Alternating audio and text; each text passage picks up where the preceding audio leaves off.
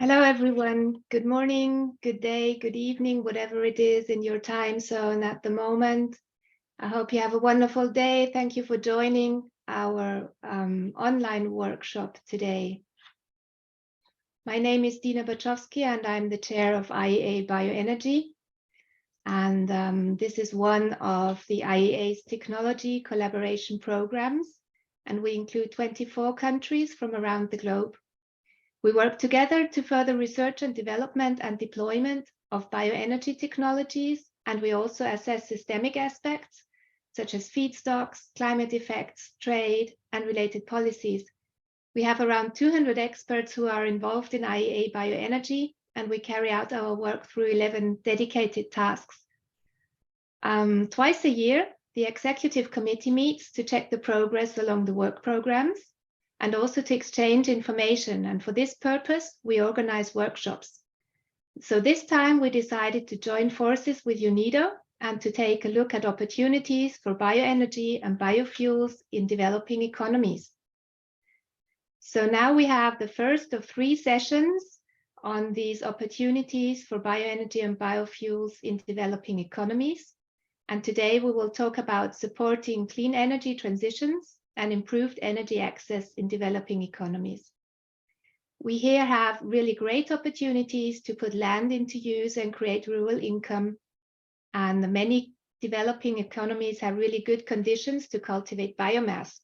So instead of burning residues and waste, these can also be utilized as feedstocks. And we can produce, for example, biogas and provide a useful and versatile energy carrier. Also, we can produce transport fuels from biomass. So here we see many opportunities to move to clean and modern energy provision and to improve energy access in developing economies. Before I hand over to Tareq Emtairah from UNIDO for his opening words, I would like to remind you about some housekeeping rules. So you see down here that we have both a chat and a Q&A button. So you can use the chat to say hello to anyone and send greetings from your countries. I always find it very interesting to see who is attending. But for the questions to the panelists, please use the Q&A button and post your questions there. We will take care of the questions throughout the meeting. So with this, I would like to hand over to Tareq Emtairah, who is Director of the Division of Decarbonization and Sustainable Energy at UNIDO.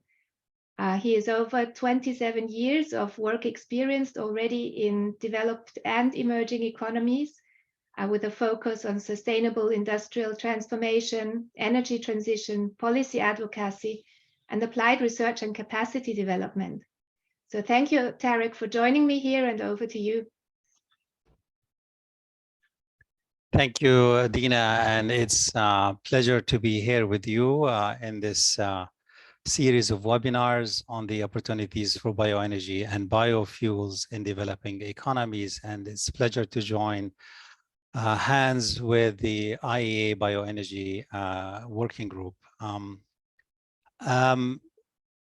Let me start by saying that, I think part of the conversation we will enter into today is fundamentally on the role of bioenergy in the bigger sense within the broader energy transition and energy access. I will not get into the potential from a statistics or number size, because I leave that to the excellent data we have from the IEA analysis on the broader role of bioenergy in the energy transition and the pathway to net zero.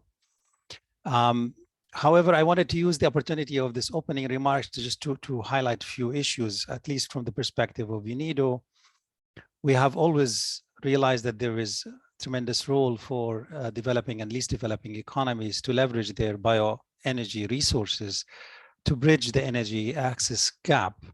And I think from our perspective, the fundamental question was how can countries be supported to make the most efficient use of their endogenous resources, being it virgin or waste resources, to contribute to that energy access gap.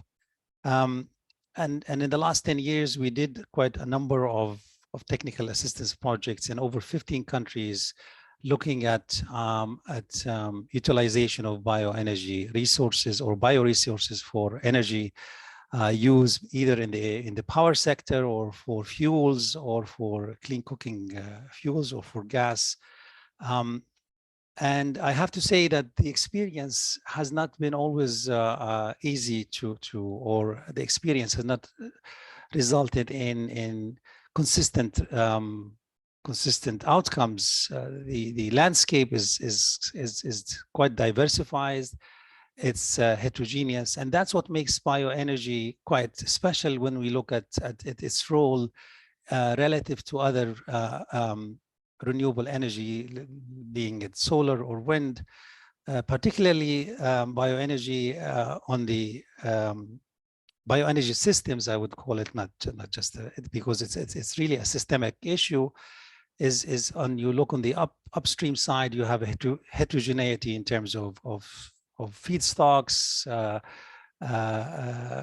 distribution patterns being centralized to decentralized.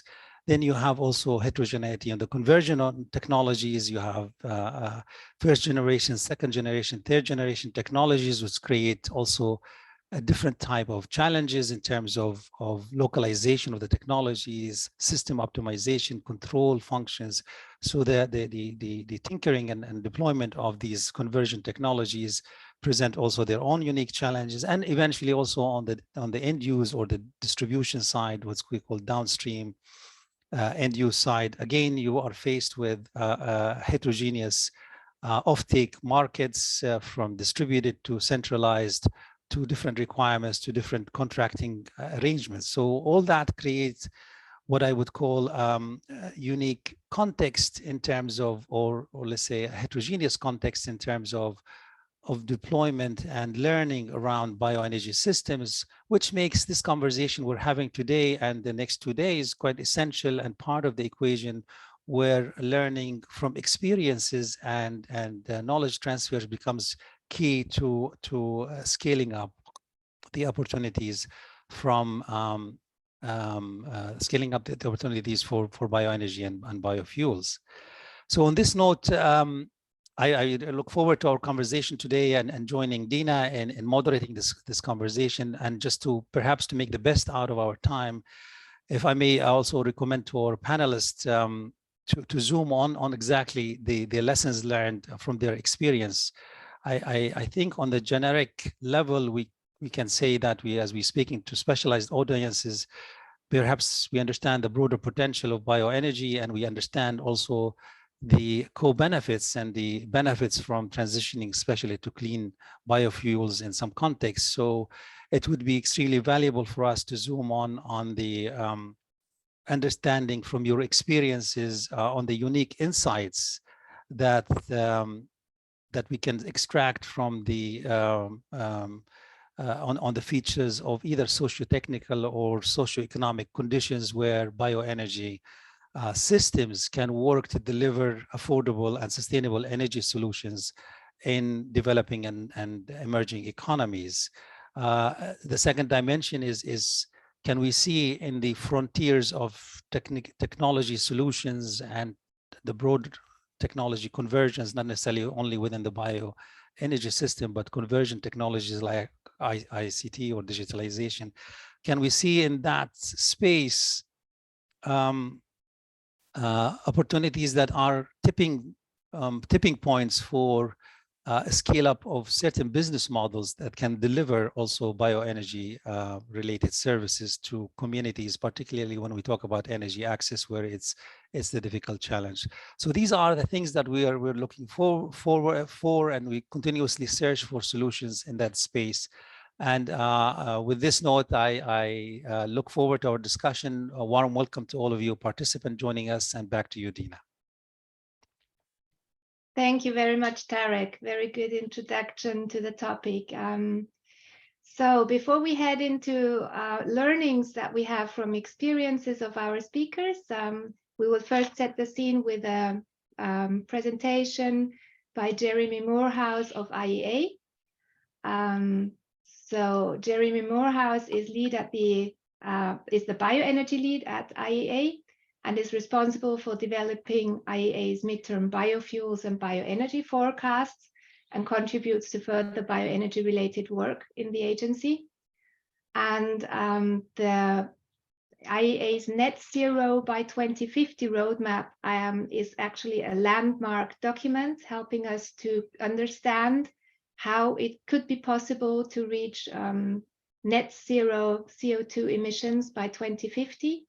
And Jeremy has prepared for us a glimpse into what does it mean, especially for developing economies. So Jeremy, the floor is yours. I'm looking forward to your presentation. Thank you very much, Dina. And we all know that clean energy transitions are an immense challenge, and especially for emerging economies. I'm going to go through some of the numbers on the role that bioenergy can play, but I'll start with some of the context. Is of 2021, there were 800 million people without access to clean electricity and 2.6 billion people without access to clean cooking. And most of these people live in emerging economies. When we look from an emissions perspective, looking at existing policies, we expect emissions to climb by 5 gigatons out to 2040 in these economies. And many countries don't have the full suite of policies in place to support that clean energy transition. And even those that do find that the finance to pay for infrastructure and the equipment to support the clean energy transition is more expensive than in other regions. And so addressing this challenge in emerging economies requires a combination of all of these different factors, and the analysis done at the IEA in the different scenarios attempts to chart a course that addresses all of these components, providing secure and affordable energy and energy access while reducing emissions and addressing other challenges as well, like supporting reducing air emissions and securing water supplies. Now, bioenergy is one of the key energy supplies that can play a role in this energy transition. And when we look across the different pieces of work that the IEA has done in this area, there are some consistent points on bioenergy that come out. First, it's a key pillar in the energy transition in emerging and developing economies. It supplies more than 15% of energy in out to 2050 in the IEA Sustainable Development Scenario. Contingent to expanding bioenergy, modern bioenergy supplies is reducing the use, the traditional use of biomass down to 0 to 2030. Right now, traditional uses of biomass, this is biomass used with basic technologies, open fires, inefficient stoves, supplies 7% of energy in emerging economies. One of the key areas we see consistently in our work as well is the role of bioenergy in clean fuels, biogases, liquid biofuels, and solid biomass that are compatible with existing infrastructure have a very important role to play, especially in the next 5 to 10 years. And there's also a unique role for bioenergy to support energy access, especially for clean cooking.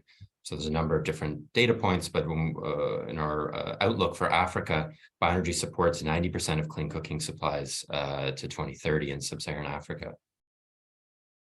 Now, these are some of the roles that bioenergy can play, but we're not on path for this level of growth or even the use of bioenergy in this way in emerging economies.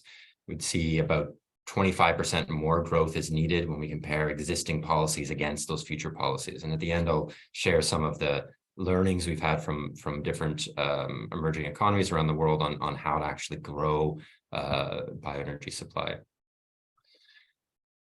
So I'll go into some of the numbers that,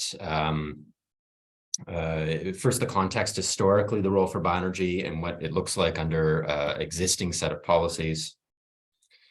So if you look historically, the role of bioenergy has actually been quite important in emerging economies. In 2000s, it was around 20%.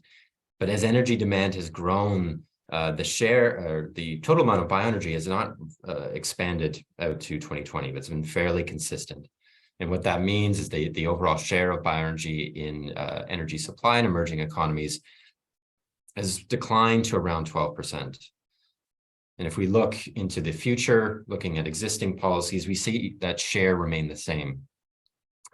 And we also see traditional bioenergy in the green striped bar shrink a bit over this time period. The traditional bioenergy remains, and we see some growth in modern bioenergy. It's actually quite significant, but it's not faster than total growth for energy. And so that share remains around 12% out to 2050.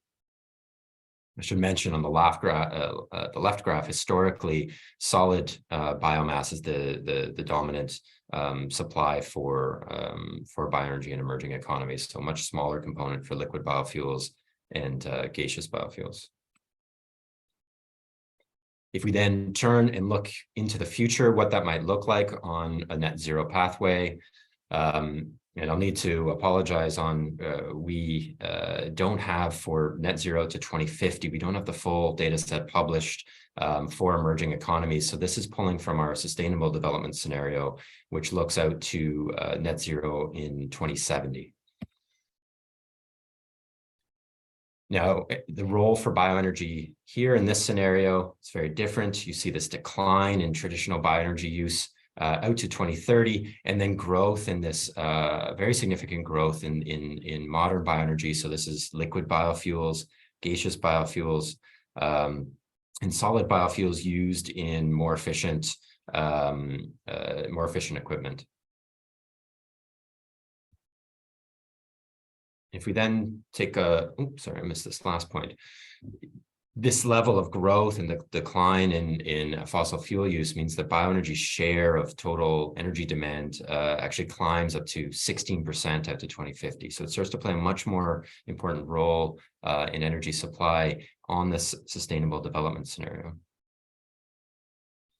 And trying to put this in comparison with some of the other energy supplies, especially to 2030, bioenergy is nearly half of the total new supply in energy. So an incredibly important source of new energy supply to 2030. And even in 2050, it's the second largest of new supply behind renewable electricity. And one of the areas we see consistently where bioenergy has a very key role to play, especially in the near to medium term, is providing liquid fuels, biodiesel and bioethanol.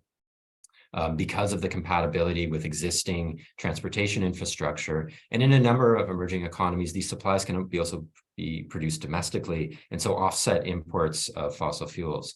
And we see this already in a number of countries led by Brazil, Indonesia, and more recently, India's program for accelerating ethanol demand. And biogases can play a role in a number of different ways. Biogas itself can be produced locally, and so support energy access objectives. And then when upgraded to biomethane, can play a role in existing natural gas infrastructure and is also compatible with natural gas equipment. And so there's a very significant role for biomethane and biogas as well over the medium term. These fuels often also support other objectives. These, especially the biogas, is produced from waste and residues that are locally available. So it can often solve this waste issue as well. One of the areas we've looked in a lot more detail to see, well, are we on track for this in emerging economies, is looking at liquid biofuel production. There's actually very strong development in liquid biofuel production demand in emerging economies. We're seeing over the next 5 years, emerging economies will be the dominant area for new investment and new production. About 70% of new supply around the world is forecast to come on in emerging economies, led by same countries I mentioned before: Brazil, Indonesia, India, Malaysia as well. But still, even this level of deployment isn't aligned with a sustainable development scenario. This historical trend is around 6% growth. In order to achieve this 2030 line, would require more than double, about 15% annual growth from 2023 forward to reach those 2030 numbers. If we take another look at the role bioenergy can play in clean cooking, this is being pulled directly from our Africa Energy Outlook. There's a very interesting story here because the use of clean cook stoves, which are more efficient, then reduces the demand for biomass to provide the same energy service, to provide the same cooking service. And then even in a situation where demand is growing, there's actually less reliance on biomass resources. And in sub-Saharan Africa, the results are around 90% of energy supply comes from biomass to provide these clean cooking services. And this is because it's some of the cheapest options. It's compatible with existing systems and ultimately the same fuel source. And it doesn't rely on new infrastructure being built out for the provision of this service.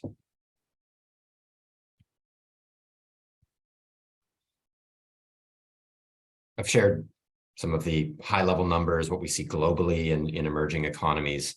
The results for individual countries or regions can be very different, but there are some similarities across that I'll pull out here.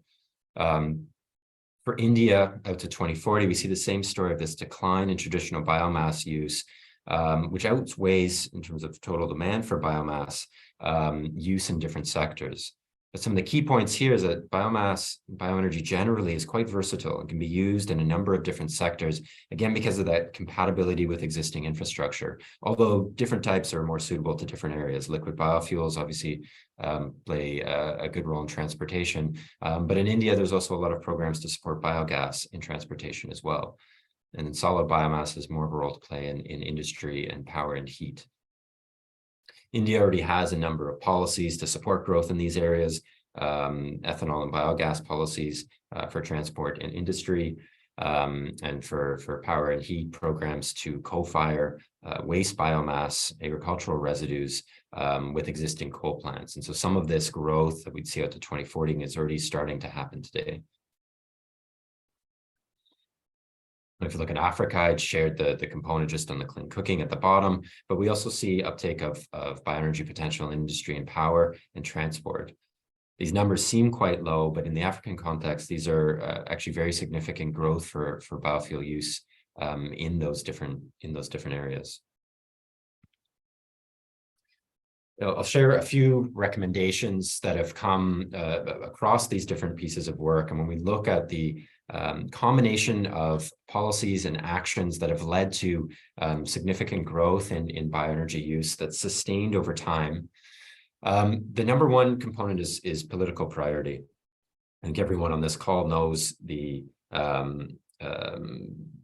well, I guess Tareq mentioned as well, the heterogeneity in the upstream, the different technologies that are needed at the user end. And so this requires coordination across governments, across different ministries, which is difficult in all governments, and often requires that political priority in order to set the objectives so that the different ministries are willing to work together. Long-term strategies to understand, or so a necessary component to understand all of these different pieces. What are the feedstocks that are most appropriate in a given country? How much is available? How can these be sustainably developed? What type of investment costs or barriers are there within the specific country? And so that precondition of having looked at these different pieces in order to design the policies in the right way to support growth in bioenergy. And those right investment signals will change depending in different countries, but it often requires coordinated policies. It's not just a blending mandate or just a requirement to use bioenergy. It requires identifying, it can be technical standards, blending targets help, but also pricing for production to support investment in new facilities, to make sure the price is right for the supply itself. And often for the other benefits that bioenergy provide beyond energy, the waste services, compost, reducing air emissions. Getting all of those pieces correct is difficult, but necessary to drive investment. The supplies must also be secure and affordable in order to use these supplies long-term, both to governments and citizens. I put this here because incentives can help reduce costs for citizens, but they can also become too expensive for governments. And underpinning all of these is including sustainability governance to ensure that biofuels are actually driving GHG reductions and also supporting broader sustainability goals. So that's an overview of the role that bioenergy can play. I hope this provides some of the context for discussions. I mean, as was already discussed, every country is different, and the level of policy details and what works can be very regional. So I hope this is useful for setting the context for the conversation today.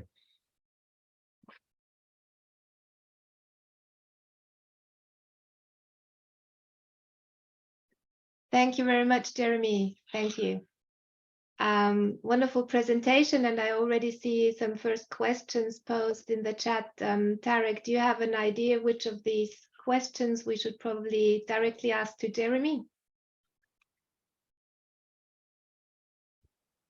Yes, indeed. And maybe it's good to take some of these questions early on. I think one of the questions, Jeremy, is the forecast on the production of second generation biofuels, especially cellulose ethanol. Any forecast there in the?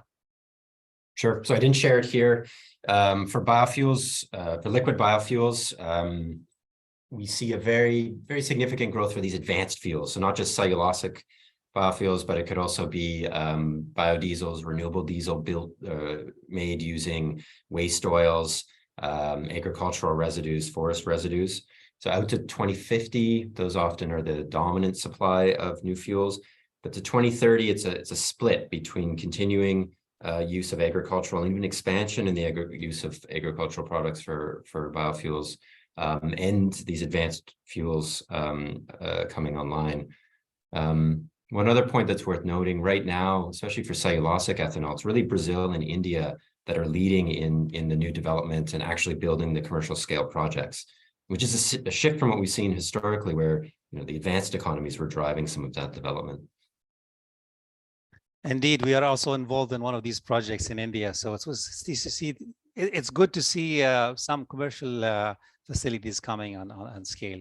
Mm. I think there was one clarification from one of the audiences on how do we classify modern biofuels. I guess, is it just, maybe you want to jump quickly on? Sure. No, this one's always, so we have two broad buckets: traditional use of biomass and then modern bioenergy.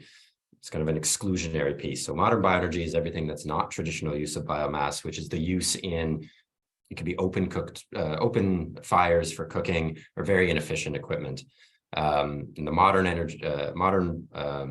bioenergy bucket, liquid biofuels, biogases, and then the use of solid biomass in more efficient equipment. So this could be more efficient cook stoves, industrial boilers, these types of things. And indeed, and also even within the modern bioenergy, we can talk of different generation of technologies. Sure. As mentioned now, the latest generation on biofuels and bioethanol.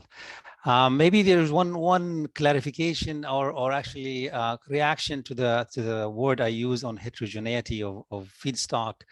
And I think my intention there was not to call for homogeneous scale, but to find business model to leverage that heterogeneity and deal with the bottlenecks to create what I call economies of scale on the utilization or on the market, on the business model to deliver services affordability. Because I think ultimately, if we want to see scale, we need to bring down the transaction cost at the system level to make at the end of the day, affordable energy services from bioenergy resources. I think I see we have all these questions. You will stay with us, Jeremiah. So we'll probably come back to you again. I think the stage is quite well set. Dina, maybe we can. Maybe you want to take it over from here, or do we jump to the next to the panel discussion, panel presentations? Actually, we jumped to the first poll. So we have prepared 2 questions to all the attendees, and at the moment, everyone should be able to see the first question here, which reads: which sector would benefit maximal from bioenergy in developing economies? And it is 3 regions and 3 options. So please pick one option per region, and let us now know where you think, for example, in Latin America, which one would be the most important one. And I'll give you a bit of time to reply to all of this, and then we will check the result. And after that, Tareq, we can go on. After that, I'm going to hand over to you for introducing the first speaker from the panel. And in the meanwhile, so any questions we can't deal with orally, panelists, please feel free to respond to these questions in the question, under the question button. And I think we can take a look at the response here.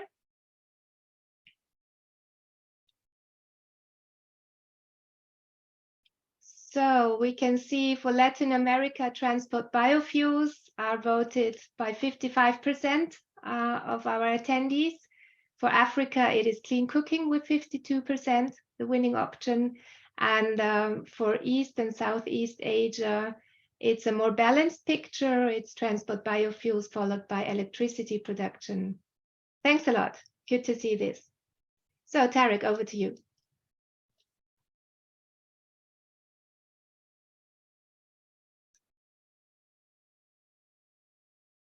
My mic was, thank you, Dina. And it's good to see actually somehow the results of the poll tend to be also consistent with some of the requests we get as a development partner from our member states. We're getting quite more engagement on bioenergy for transport in Southeast Asia, while we're getting more engagement on clean cooking for Africa. Okay, let me sort of invite our first panelist to present to us. We have joining us Cristina Dominguez from SEforALL, Sustainable Energy for All. Cristina is an energy planning specialist at SEforALL, and she joined early in 2023. With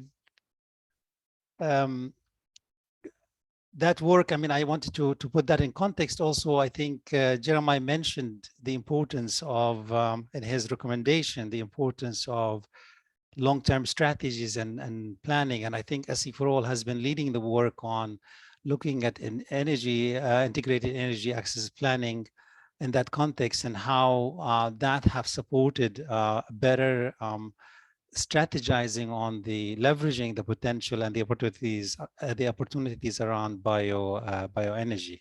So with that, let me invite Cristina to present her thoughts on this.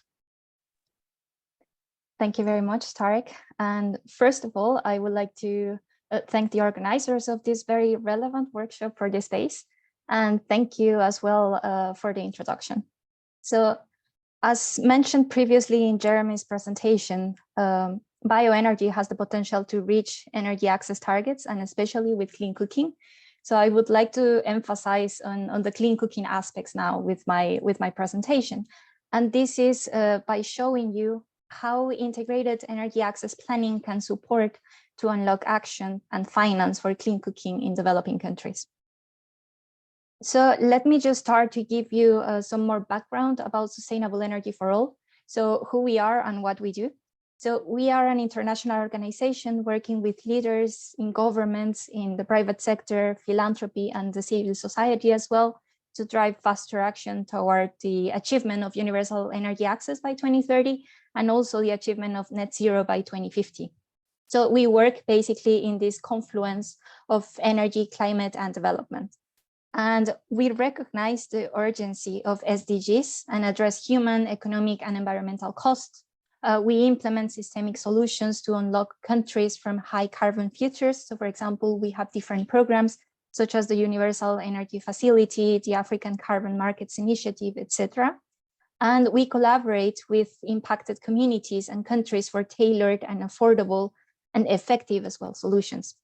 So in the energy policy development process, we also collaborate with partner governments to provide fact-based evidence and identify sustainable energy opportunities. So we support them in achieving their targets through different initiatives such as energy transition and investment planning, and integrated energy access planning as well, powering healthcare roadmaps, etc. So as previously mentioned, one of the areas of support that SEforALL provides to governments are integrated energy access planning projects, which in addition to the traditional electricity access assessment, we also add components of clean cooking and medical and agricultural cold chains. So other past assessments can be leveraged and integrated, ensuring a holistic approach for achieving energy access targets. So this also facilitates problem solving and makes it basically possible to explore linkages, evaluate trade-offs, and compare the consequences of different energy decisions. So of course, we all know here that clean cooking and electricity access are two of the world's most pressing development challenges. And unfortunately, we also know that the tendency has been to treat these two as distinct issues, attracting different sets of stakeholders and requiring separate strategies for closing their gaps. So it is also unfortunately true that access to clean cooking is or has not been as highly prioritized as access to electricity. So I mentioned this just to highlight the need for an integrated energy planning effort, as clean energy access solutions have the potential to unlock multiple local developments if these are actually implemented to target the holistic needs. So with less than 7 years left to achieve SDG 7, governments need to know where to focus, funders need to know which solutions to support, and solution providers as well need to know or to understand which communities or populations to target. But of course, decision makers often lack access to data and to tools that are needed to answer these very relevant questions in an accurate and coordinated and timely manner. So the IEP, what I call the IEP is the Integrated Energy Access Planning, offers a range of capabilities to tackle this challenge, such as, for example, it provides a least cost technology mix to electrified households and social infrastructure. It integrates, as I already mentioned, into electrification, medical and agricultural cold chains, and access to clean cooking as well. And this is by applying a data-driven geospatial approach. And it provides estimates of the associated costs, budget implications, and prioritization of these sites for each technology type, which of course unlocks different opportunities, such as having a holistic and integrated national plan that will help de-risking investments for the sector. And it will also support to enable the efficient and effective implementation of energy interventions by unlocking access to finance. So SEforALL has completed 2 IEPs, 2 integrated energy access plans, co-created with the governments of Nigeria and Malawi, and is currently developing 2 more with the governments of Madagascar and Rwanda. And the Rwanda IEP comprises the development of a clean cooking access tool as well, that will provide decision makers with insights related to investments, for example, investments in infrastructure, supply chains, and business models, and also providing to experiment or to test different pricing policies, such as subsidies, incentives, regulated tariffs, and taxes. So all of this in multiple time stages and locations, and for diverse cooking technologies. So this tool will aim to be applied to different geographies. So it will start with Rwanda, but then it will be applied to different countries. So as we all know, there is a need for increased access to data, and emphasizing the access to data rather than the lack of data, often being the key issue. So to address this, the IEPs and underlying data are made publicly available through a user-friendly visualization platform that you will get to see in a few seconds. So to show you an example, for Malawi, clean cooking access has been lagging behind, and so has policy and planning to address it. So for the clean cooking component, this IEP provides high quality data and insights on the availability and potential of different various fuels and cooking solutions as well. Thus, we are basically equipping the government with the right analytical tools to know what, where, and how certain programs can be actually rolled out. So here is a video to show you some quick examples of what kind of insights the IEP can provide, especially for unlocking finance.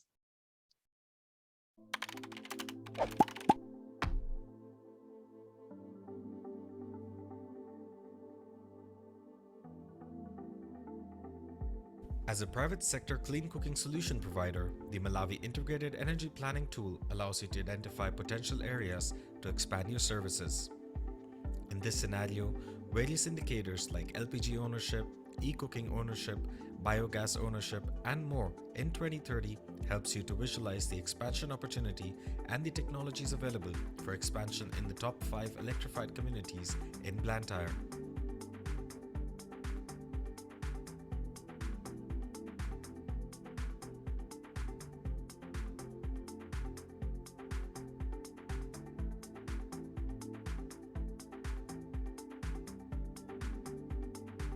In another instance, if you're a cook stove entrepreneur looking to attract carbon financing in Malawi, you can use the Malawi Integrated Energy Planning Tool to understand the top 5 locations for improved portable firewood cook stoves in the country.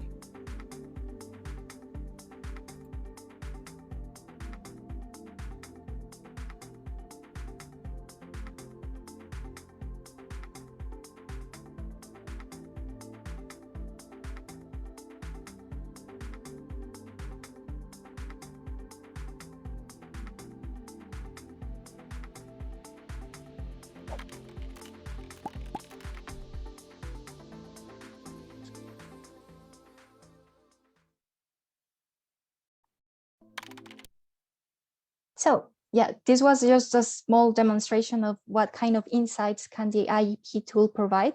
And looking more into the bioenergy opportunities for clean cooking in this specific case of Malawi, for example, the potential for producing bioenergy is actually greater than the demand in 2030, as seen in these results. So this represents an underutilized opportunity that should be definitely explored. Indeed, cropland covers a significant portion of rural Malawi, and this represents an opportunity for example, district-scale pelletized biomass using agricultural waste or bioethanol production facilities that use sugarcane as feedstock. And of course, pilot projects as well can leverage cattle feed production facilities that use currently similar equipment as pelletized fuel production. And existing bioethanol production facilities could be expanded to supply this cooking fuel as well. So to supply the cooking energy need. However, of course, there are challenges, and this expansion may be challenged due to cost issues, which is mainly the case in developing countries, or maybe not permissible to divert foodstuffs away from addressing food insecurity and nutritional needs. But overall here in these maps and also in this platform that I already showed you, geospatial information can inform placement of production facilities in which supply availability meets or exceeds even the demand for cooking energy. So for example, in bioethanol, we can see here in this map that the northern region can be prioritized with a bioethanol facility to match the location of sugarcane availability with potential demand as well. So we know that clean cooking can bring multiple co-benefits, and we can see that if implemented, this analyzed scenario that you can see here could significantly reduce PM 2.5 exposure by advancing electric and LPG stoves for urban areas and advancing pellet, biogas, or bioethanol for rural areas. This is for cooking. So by quantifying these co-benefits, we can actually obtain that 86% of emissions reduction, more than 30,000 deaths avoided per year, and between 50 to 125 hours per household per year can be saved on fuel collection. So this time, of course, could be allocated to human development and other productive activities. So you can see that with these IEPs, we are allowing to unveil this information that can potentially help target different kinds of funding mechanisms for governments, including climate, health, and gender as well. So all different lengths of impacts possible with modern energy cooking solutions. And of course, the resources can be pulled in to target faster transitions.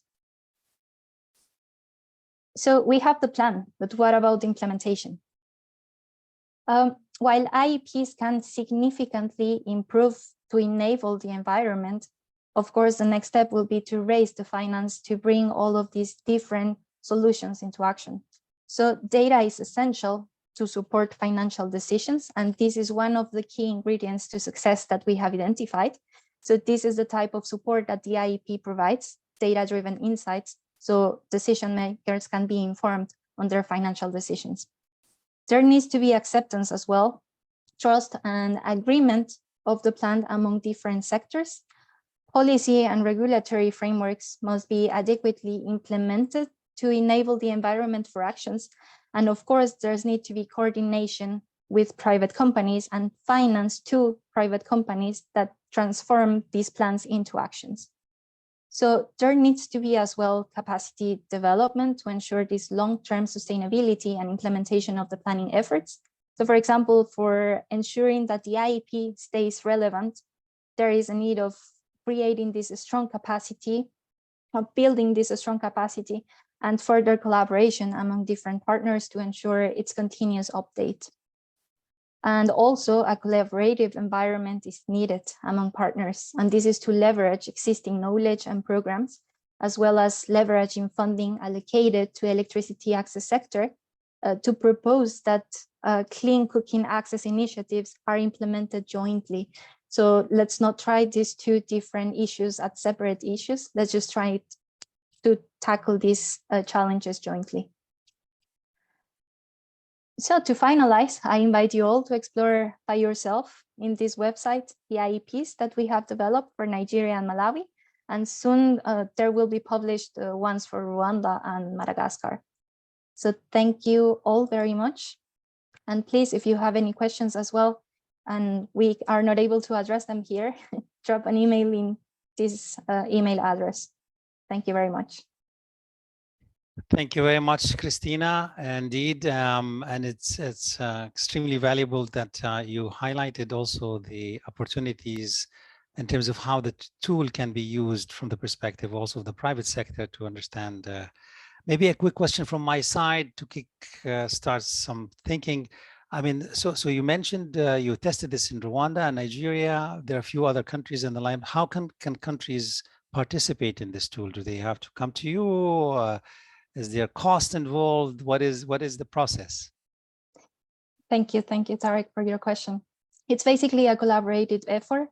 So of course, we need to evaluate the different demands that countries have, and they also need to specify which different demands do they have. So then we come to an agreement, and then how this is basically defined is on targeting their specific needs and targeting their specific demands. So this is how we have currently worked with these countries. And of course, there are some in the pipeline, and we are also looking always for working for more. Thank you, Cristina. I'm sure there are more questions in the Q&A. Maybe we can take them after in the discussion phase. So now I turn the the floor to Dina to introduce our next speaker, and then we can take it forward. Thank you very much, Tareq. So our next speaker here on the floor is Jossy Thomas of UNIDO, and he is Industrial Development Officer and the lead of the Bioenergy Program at Climate Technologies Innovation Unit of UNIDO, and promotes bioenergy solutions for electricity and clean cooking access in developing countries. And Jossy, we're looking forward to your lessons learned from developing countries. Thank you.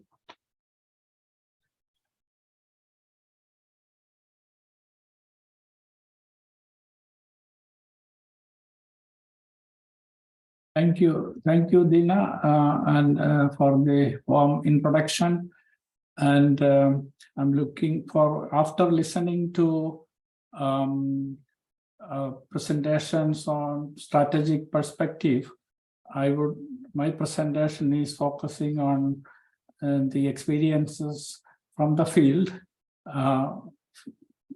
from actual projects implemented. So in this presentation, I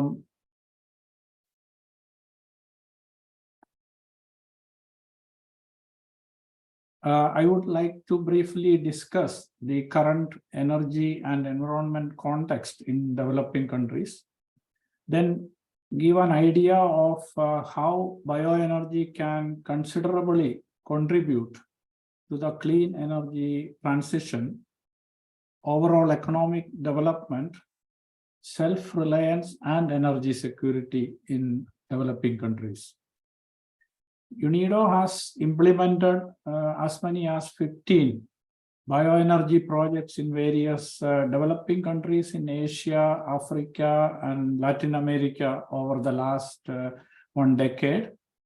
UNIDO has documented the experiences and lessons learned from these projects in a publication entitled The Role of Bioenergy in Clean Energy Transition and Sustainable Development, Lessons Learned from Developing Countries. This publication can be available for download from our website.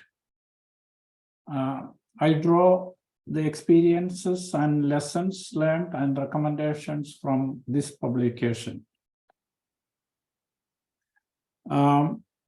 These graphs are from the Sustainable SDG 7 Tracking Report of 2022, prepared by Sustainable Energy for All. The graph on the right side provides the status of access to electricity. In 2010, over 1 billion people were without access to electricity. In a decade, it was reduced to 733 million people. And based on the current rate of investments, by 2030, still more or less same number of people will remain without electricity access. Similarly, the graph on the left side shows access to clean fuels and technologies for cooking. From 3 billion in 2010, it was reduced to 2.4 billion by 2020, and by 2030, it is projected that at least 1.8 billion people still be using unsustainably harvested traditional biomass for cooking. These two are the key indicators of Sustainable Development Goal 7, the universal energy access, and evidently we are trailing.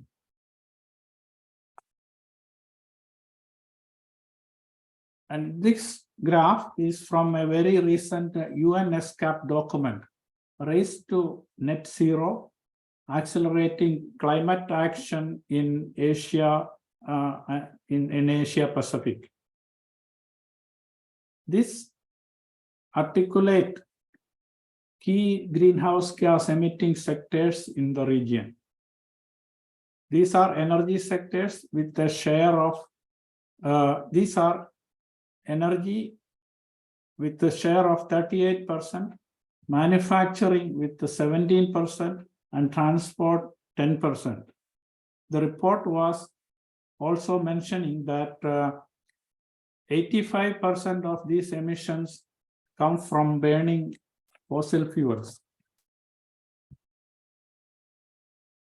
Similarly, this African Development Bank source shows the profile of greenhouse gas emission from various sectors such as land use change, about 36%, energy 35%, and agriculture 21%, industrial process 4%. Again, highlighting the role of fossil fuel consumption in key sectors such as energy and transport, etc.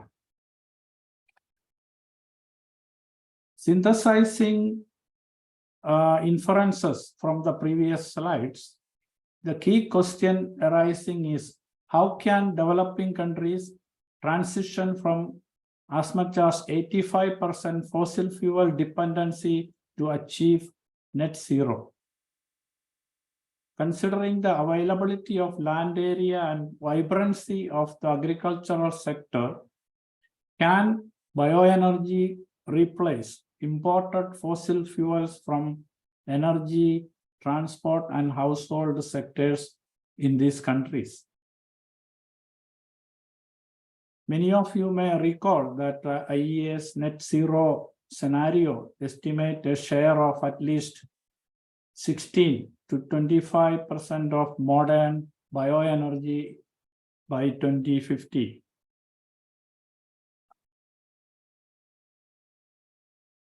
So there are considerable advantages of developing countries adopting bioenergy pathway. Bioenergy can replace considerable amount of fossil fuels, mostly imported from the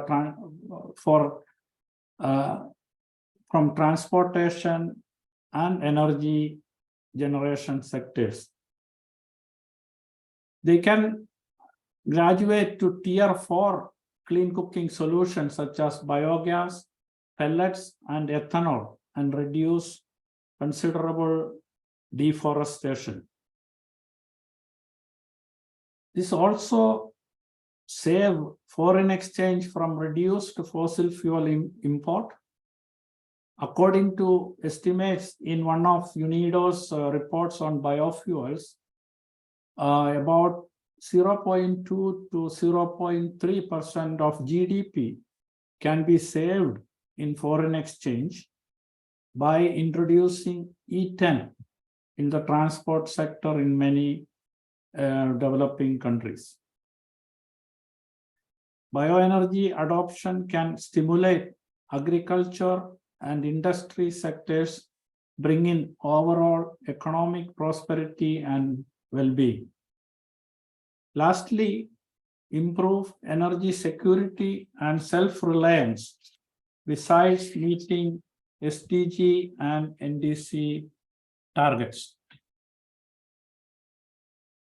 So it is in this context that UNIDO's bioenergy program intends to support developing countries in decarbonizing industry, agriculture, households, and energy sectors through domestically produced bioenergy.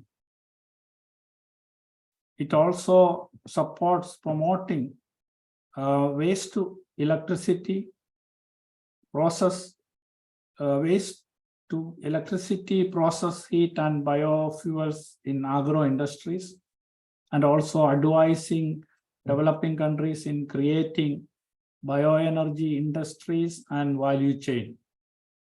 Following FAO guidelines on sustainable bioeconomy and also GBEP, bioenergy sustainability indicators, in addition to norms on environment and social impact assessments. Now, let me show you some examples we have done in developing countries, some bioenergy projects. These two projects are from Kenya. UNIDO with stakeholders in Kenya implemented a waste to energy project in a food processing plant, processing avocado waste. This biogas project has actually generated a biogas output equivalent to 410,000 kilowatt hours and a thermal output of 200,000 kilowatt hours in a year. There is another power biogas plant using residues, vegetable residues and maize stalks, also in Kenya. with an installed capacity of 2.4 megawatt. And it is, this project has replaced about 6 million liters of diesel in the factory in that year. Let me take you to Tanzania, where we are currently implementing a large-scale bioethanol-based clean cooking program, where we are targeting to shift 160,000 households in Dar es Salaam city from use of charcoal and wood to clean fuel, bioethanol. In that process, we are creating a number of locally owned industries in the ethanol production, stove assembly, as well as distribution and the distribution network of the clean cooking systems. It is expected to create a demand for 30 million liters of ethanol per year, which means more investments into the ethanol production industry. Another project we have completed is in Brazil. It is a grid-connected biogas-based electricity generation project with a power capacity of 1.4 megawatt. And they have actually generated 8.9 million kilowatt hours of electricity, as well as 9.7 million kilowatt hour equivalent of thermal energy, and generated an additional incomes of $900,000 US from the electricity, and $360,000 US from the thermal sale of thermal energy.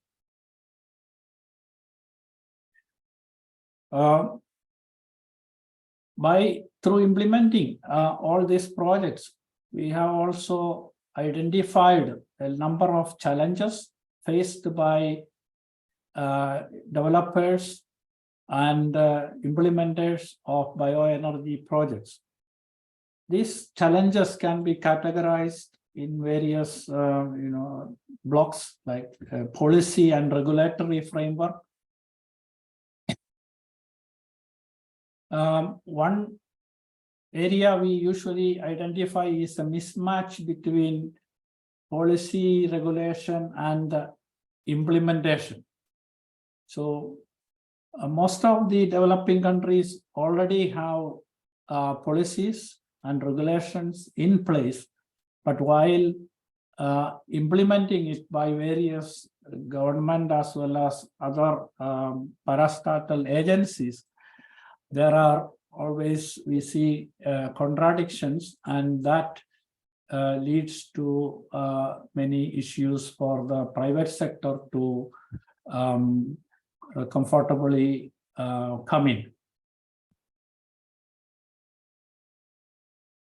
And some of the national policies are still focused on traditional mainstream activities, which indirectly then support the use of fossil fuels. Another major area is challenge is financing. Of course, as Jeremy pointed out, the investment cost in developing countries for bioenergy technologies are higher than developed countries, and that is a major challenge. Then also, Jossy, yes. Sorry, Jossy, just Yeah. sorry for interrupting, but in the interest of time, can I ask you to come to conclusions? Yes. So These areas, financing and also capacity building, are certain issues of challenges. And in conclusion, bioenergy has a very promising future, as only a very small fraction of its potential has been exploited so far. That potential can easily be achieved without tapping into food crops and experiencing competition with the food production. Bioenergy is a strong catalyst towards the development of local and regional circular bioeconomy. Potential of to strengthen agriculture and industry sectors, contributing to overall economic development. And this, as mentioned earlier, also improve self-reliance in energy and contribute to achievement of SDGs and NDC commitments. So there are few recommendations, and I will fast track it. In the policy and regulation and implementation need to be planned and coordinated. Biomass resource assessment need to be an integral part of the national energy policy making exercise. And bioeconomy guidelines and bioenergy sustainability indicators need to be considered while making assessment and planning and developing strategies. Building of local capacities to adapt and adopt, as well as operate and maintain bioenergy technologies. Create level playing field by reducing or eliminating fossil fuel subsidies and favorable feed-in tariff and PPAs, and create conducive financial environment for bioenergy technologies. So, Dina, with this, I am concluding my presentation and open to any question and answer clarifications. Thank you. Thank you very much, Jossy. Very interesting presentation. And I do see some interesting questions, which I think we will leave for the panel discussion. And in the light of time, rather move on to the next presentation. So I hand over to Tareq for introducing the next speaker. Thank you, Dina. And it's again a pleasure to welcome with us Stefan Nowak from the Renewable Energy Efficiency Partnership for International Cooperation, in short, REPIC. Stefan Nowak is the managing director of the consultancy NET, which leads the management agency of this platform. Stefan has been working in renewable energy and energy efficiency for more than 25 years, managing and coordinating various national and international energy research and innovation programs. Also, among his experience as the chair of the IEA Photovoltaic Technology Collaboration Program between 2001 and 2021 for quite an extended time. So welcome, Stefan, and look forward to your insight. I think in the work of the SWIX International Development Corporation, there has been quite a lot of grassroots bottom-up initiatives. So this would add a layer of insight into also how some of the grassroots work can contribute to realizing the potential of bioenergy. The floor is yours, Stefan.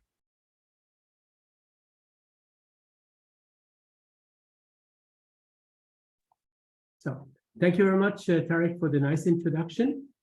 Can you hear me and see my slides? Very good. So thank you very much, first of all, for the kind invitation. I'm very happy to present to you here, as you introduced it, very much a bottom-up approach towards the whole issue that we are discussing here today. And I'm going to talk about REPIC, which is an instrument for promoting renewable energy and resource efficiency in developing and transition countries. And it's a Swiss platform, which I will introduce. I will be fairly short in my introduction because I believe a lot has already been said about the context in which we operate and the challenges that we are addressing or seeing. in particular highlighted also by the energy crisis that we are seeing since last year, which has only increased the vulnerability of the population in some of the target countries that we are discussing here in terms of energy access, in terms of energy prices, etc. So this transition to a more sustainable energy supply is also important from that point of view.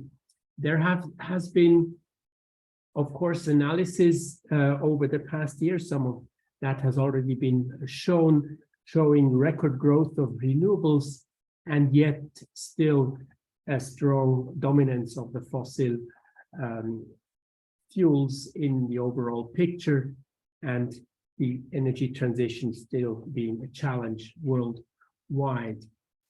And also this has already been showed by the previous speaker in terms of where we are with the SDG, the Energy Progress Report, SDG 7, in terms of the numbers of access to energy by renewables in cooking, etc. So I won't dwell further on this. I think this has been nicely already shown, the picture in which we are operating. But I'd rather like to switch to the Swiss instrument that I'm supposed to talk about, which is the REPIC platform. REPIC stands for Renewable Energy, Energy and Resource Efficiency Promotion in International Cooperation.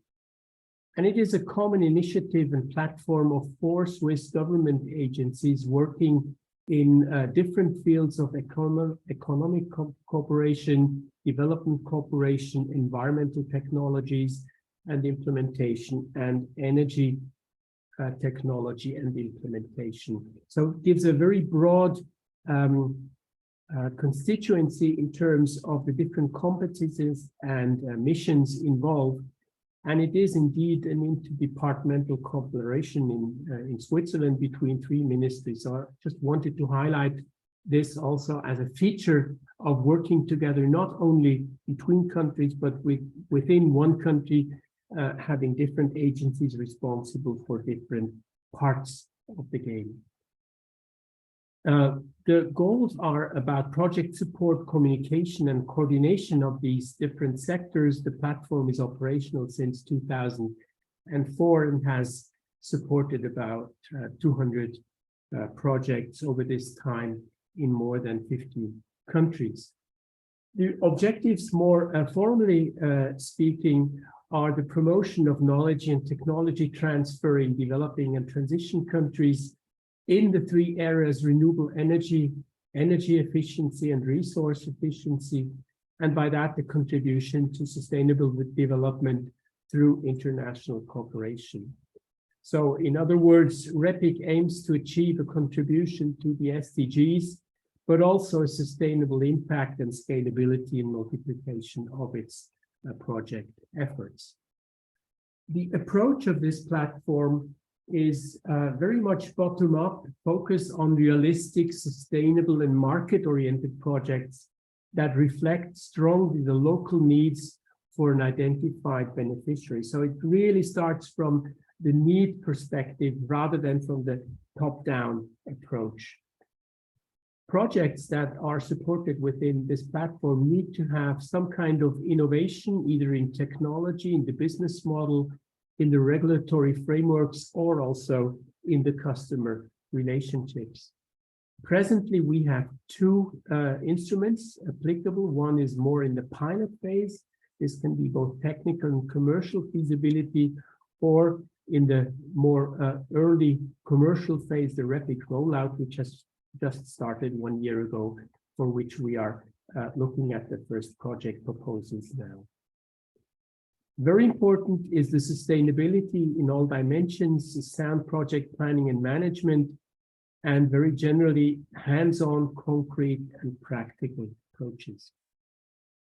If we look a little bit closer, just some statistics here, you can see how the different sectors developed over time. We started off with renewable energy. We introduced energy efficiency a few years later. Then in 2015, resource efficiency, and just 1 year ago, this new instrument, which goes further down the way towards commercially viable projects.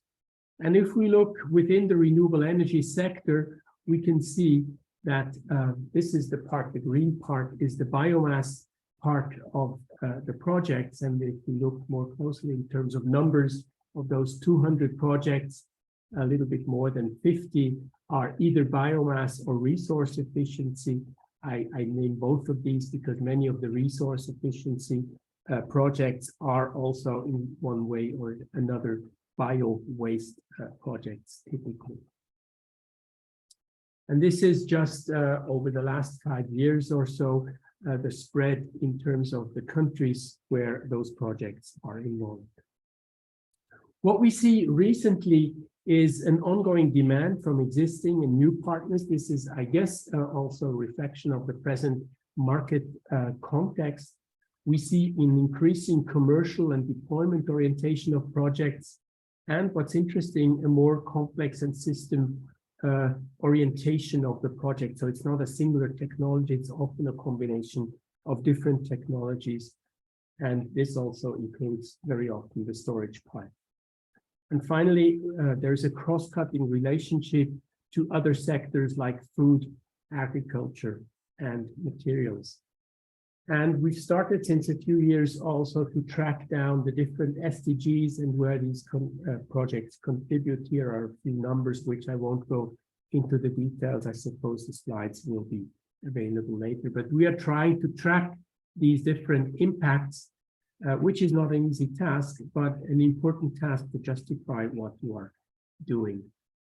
So let me just end here with a couple of case studies similar to the other speakers before. I'd like to mention a couple of those. First, a project in India, which is waste to energy. The waste comes from cattle manure and rice straw. So it's an agriculture based project in India, mid-size in terms of the technologies. And this project is still ongoing, it's still under construction. And over time, as the prospects will look rather good in terms of the commercial operation, the size of the plant before being completed was already increased by a factor of 5.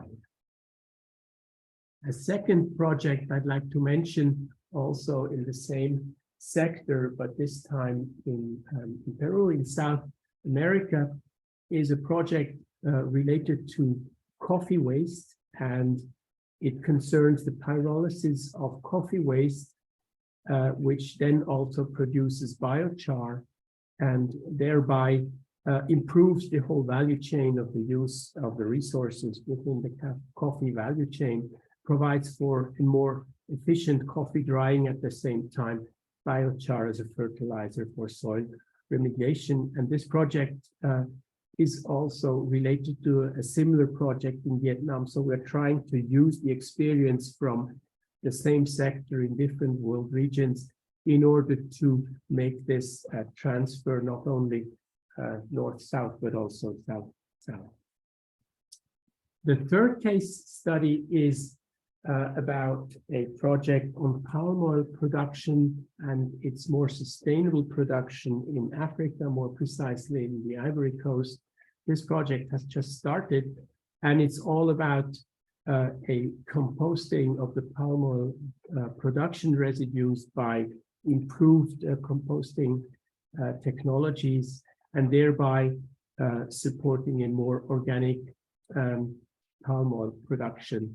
And this project will benefit strongly from the experience in Switzerland on organic farming, and it has an important component of technology transfer and training.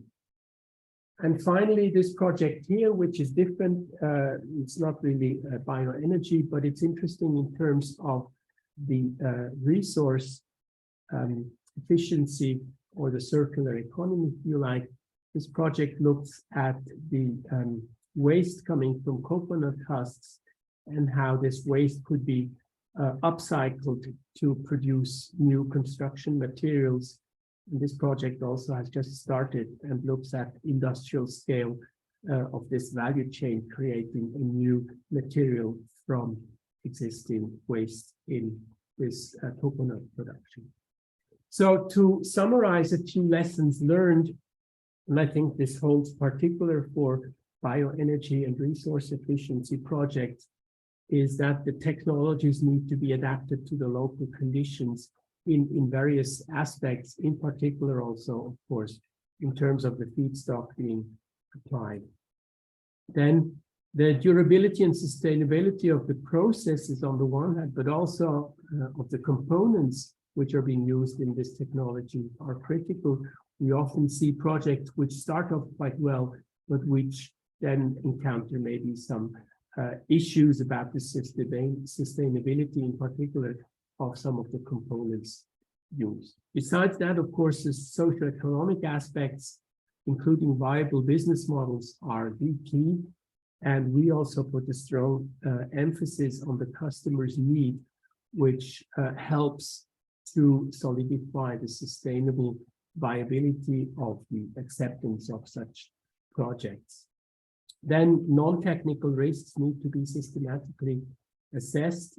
We have seen over the past years with COVID-19 and some unforeseen weather extremes that very challenging contextual conditions may appear, which may endanger the project's survival. Some of our projects have to be stopped because of such incidences, also political of nature. And often failures relate to the most unexpected reason, maybe not in the technology at the first place, but in some areas where they wouldn't expect it. And finally, what we put also a strong emphasis on is the collaboration between the different parties involved, which involves the aspect of cultural differences and where good cooperation with local partners is extremely important. So to conclude, the clean energy deployment and sustainable resource management in developing and transition countries, I think all of the speakers have already highlighted that is a challenging exercise, in my view, and our experience, rarely because of technology in the narrow sense, but more often because of various broader issues which a project may encounter. And therefore, our effort to use as much as possible the experience made by other projects in the future projects is a very important aspect that we try to convey also in our events that we try to bring, where we try to bring different actors together to benefit from experiences made. And in this sense, achieving sustainable impacts remains our ultimate goal. And with that, I'd like to thank you for your attention.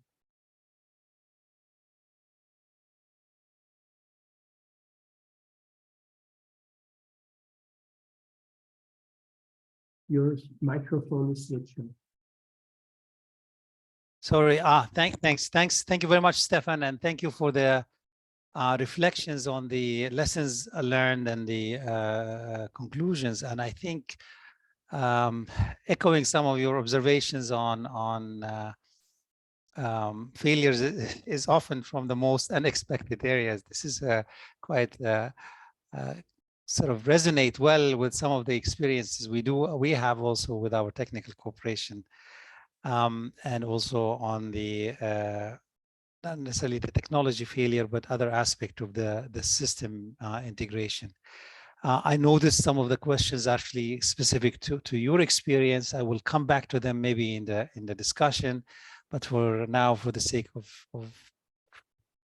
going through the presentations, I'll pass it on to Dina to introduce our next speaker, and then we pick up on some of the key questions.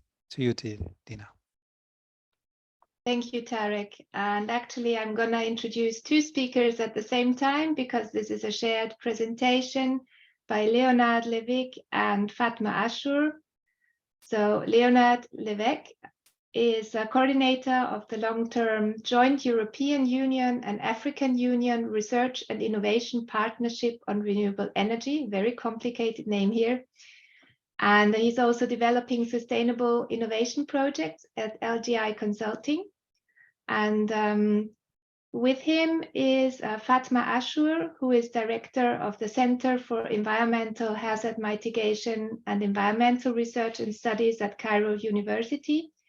And she coordinates the project Pyro Biofuel, which is about sustainable biomass conversion into bioenergy through pyrolysis. And I understand that the two of you will be introducing us to the project and its findings. So over to you.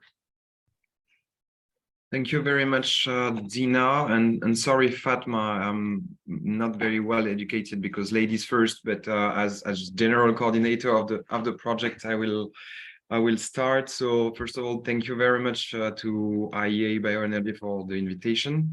I am Léonard Lévesque, French, working for an independent SME headquartered in Paris, LGI Sustainable Innovation. We are working mainly in the environment and climate, low carbon energy, and smart and sustainable territories. And today we would like to focus on a program which indeed has a complex name, but a big and wide ambition related to creating a long-term platform between Africa and Europe for the development of renewable energy. So actually, this is a meeting point between both the African Union strategy, who highlight the renewable energy as a critical area for ensuring the sustainable development of the continent. I saw in the chat a reference to the African Union's Agenda 263, which actually we are relying on, where renewable energy is one of the priority areas. On the other hand, Europe has reinforced its commitment to developing and improving renewable energies through the European Green Deal. And this program, the long-term Euro-African Partnership, is funded by the European Union under the Horizon 2020 instrument. So actually,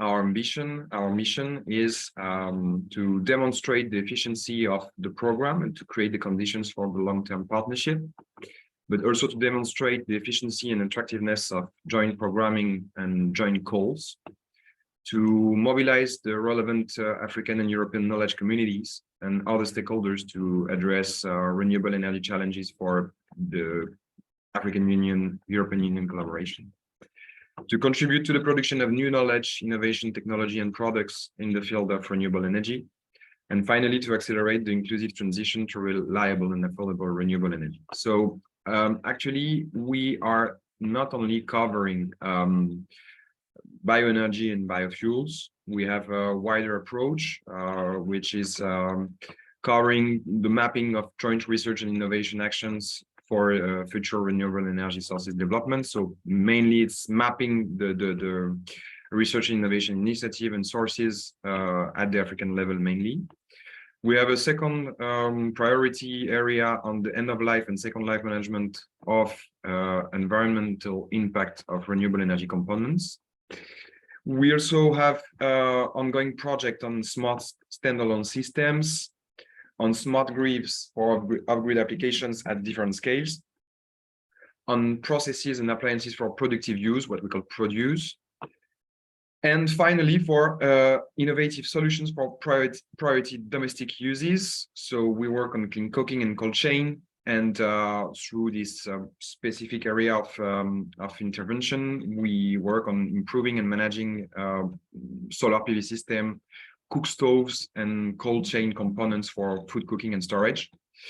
We also support the interaction with the policy making to foster the fast market uptake, considering the impacts, especially in Africa, where 700 million people lack access to clean cooking. So currently we are working on traditional devices and other technologies. For instance, we are with a team in Kenya, working on innovative cooking device or new appropriated modern cooking systems, and so on. So actually, we are covering a wide range of topics and technologies. And what is very interesting and quite successful so far in the LIPARI project is that this is a traditional EU-funded project with consortium members, with a contract, so this is quite bureaucratic. But on the other hand, we have the flexibility to gather European and African organizations to work on prototypes, on pilot projects, on demonstrators, but also to organize call for projects. So we have at the consortium level our own capacity to put money on the table, to launch call for projects that are all targeting these following topics, or the topics I mentioned previously. And actually, the project started in 2020. It will finish by 2025. And since that year, we have been funding 31 projects. One of them is related to bioenergy, biofuel, and Dr. Fatma Ashour from Cairo University will get in depth of this project afterwards. So Fatma is a colleague because she is involved in the LIPARI overall initiative, but she is not a formal consortium member. But our aim is actually to create a long-lasting platform addressed to African and European stakeholders, engineers, PhD students, scientists, innovators in the field of renewable energy, but also sustainable energy as a whole. And to do so, we are currently developing some initiatives and activities to support the development of renewable energy among the African continent by supporting the policy uptake of our research output and outcomes, because coming out from the 31 project we have in the portfolio, we actually have a lot of project results and progress done to feed the regulation and public policy corpus.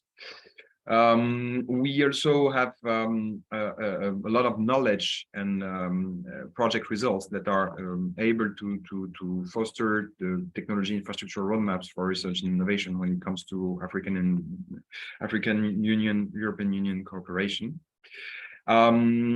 Actually, my company, with the support of other stakeholders, mainly the Department of Science and Innovation in South Africa, which is the co-coordinator of this initiative, we are also trying to create matchmaking possibilities between the scientific communities in both Africa and Europe in the field of renewables, in which there is a specific line on biofuels and bioenergy, even if, as you understood, this is only a part of our intervention.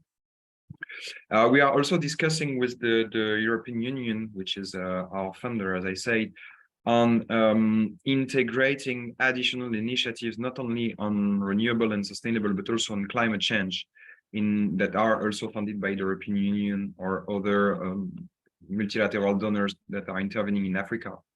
So actually, the one of the ambition of this project is to reduce fragmentation and to align the existing bilateral and multilateral frameworks. So this is very interesting to see how we can circulate from the very pilot action in a rural area in North Africa to macro policy or strategy discussion to increase the taking into consideration of renewable energy in the new programs of funding of the European Commission or the new regulations of the intervention country, especially in Africa. So we would like also to deliver an innovation accelerator in the field of renewable energy to foster the market uptake of our project, of our research outcomes and outputs. And finally, we have these very concrete activities that we currently are implementing. You can note in your agenda that we will organize an international conference in next October in Rwanda, in Kigali, involving all the Lipari community. So if you are in Rwanda or around, feel free to have a look to our program and to contact us if you want to attend. And what we have been achieving so far, as I said, we've been funding 31 projects for a budget of 16.2 million euros. We will continue working on the joint funding of multilateral research projects between funding agencies in Europe and Africa in the next years, to foster the cooperation between EU and EU. And we strongly encourage you to be part of the community. So have a look to our website. There is also a specific community management platform where you can find other engineers, scientists, practitioners in the field of renewable energy and in the field of bioenergy in particular. So feel free to reach out, and I would like to be brief and to give the floor to Fatma, who is going more in depth in the technical part. And that's all for me. Thank you to the organizer, and back to you, Fatma. Okay, merci Léonard, mille merci. I would like to thank you all, to thank IEA and to thank UNIDO for inviting me to participate in this workshop, in this webinar. I would like to present my our project, the LIPRE project. Okay. It's okay for you. Well, okay. So we have participated in the Pyro of Biofuel. It was it's funded by the EU Research and Innovation Partnership. This was the first call, and we the consortium is formed with 5 partners: Cairo University in Egypt, Ibn Tufayl University, as well as the IRSN, which is the Research Institute for Solar Energy and New Energies in Morocco. We have Witwatersrand in South Africa, and Brandenburg University of Technology in Germany, as well as the CNRS PIM in France. We are 5 partners. Cairo University is the coordinator. I'm the coordinator from Cairo University. The aim of our project is to create a unique knowledge infrastructure, okay, that supports decentralized, sustainable, and cost-efficient conversion of biomass to sustainable fuels relevant to both Europe and Africa. This project is a smart standalone system. Pyro Biofuel will design and validate innovative processing technologies, including a compact catalytic Fischer-Tropsch synthesis, as well as a hydrocracker, all this to increase the efficiency of the obtained biofuel, okay? As you all know, that biomass is the primary energy source in African countries, okay? They use, as I've heard in other presentations, that wood fuel is used and charcoal for home cooking, lighting, and heating, all this. Although, of course, it causes emissions. And now with climate change, we have to respect all this. Okay, the European Council mandated that at least 27% of its entire energy consumption must be from renewable sources, such as biomass. There's availability, of course, per region. So it's dependent on the regions, either it's in Europe or in Africa. Okay, so biomass feedstock varies according to participating countries, seasons. It ranges from virgin biomass, waste biomass, energy crops, agricultural waste, bagasse, corn stover, wheat husks, as well as many other biomass. In Germany, we have taken only 2 examples. Such in Germany, it has a a variety of potential feedstock divided between agricultural, forestry, and waste biomass. In Egypt, we have a lot of biomass as carp residues of Egypt. We have many palm trees. We have a palm waste and dates that fall from the palm. So it can produce bioethanol, by the way. Okay, so we have a lot of biomass, abundant. This was the primary, the simplified block flow sheet we have used, which are going to take, of course, the dry biomass, do the pyrolysis operation between 350 and 550 degrees centigrade. It will produce biochar as well as vapors. These vapors will be condensed, and of course, you will find non-condensables. So these gases will be collected, and we have the pyrolysis oil. We'll be working in Egypt and in Morocco on the bench scale. We will use only a small bench scale to produce the pyrolysis products. And we'll work, of course, to upgrade the biochar, to upgrade, of course, the bio oil, since I am in petroleum refining, so I will upgrade the bio oil. Of course, in Germany, we have two standalones. We will have the FTS, which is the Fitter-Tropsch, as well as hydrocracker. He's gonna mix all this with a new catalyst to obtain new biofuel. Okay, we will have traditional, but upgraded, as well as we will produce a better biofuel with hydrocracking and all this to improve the ignition quality of the biofuel produced.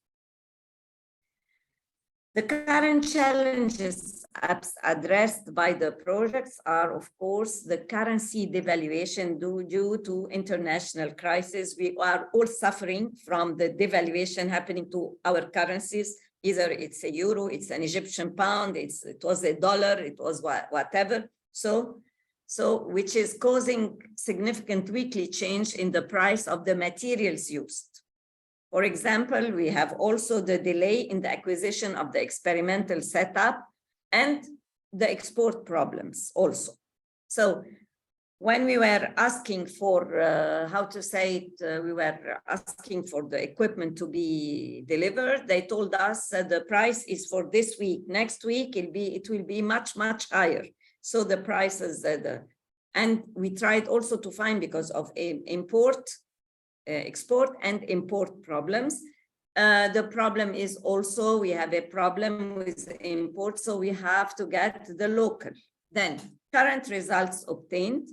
We have this project has an accepted paper in the conference, which will be in Bologna, Italy, which is the thermodynamic analysis and experimental study of alternative biofuels using sawdust slow pyrolysis reactor.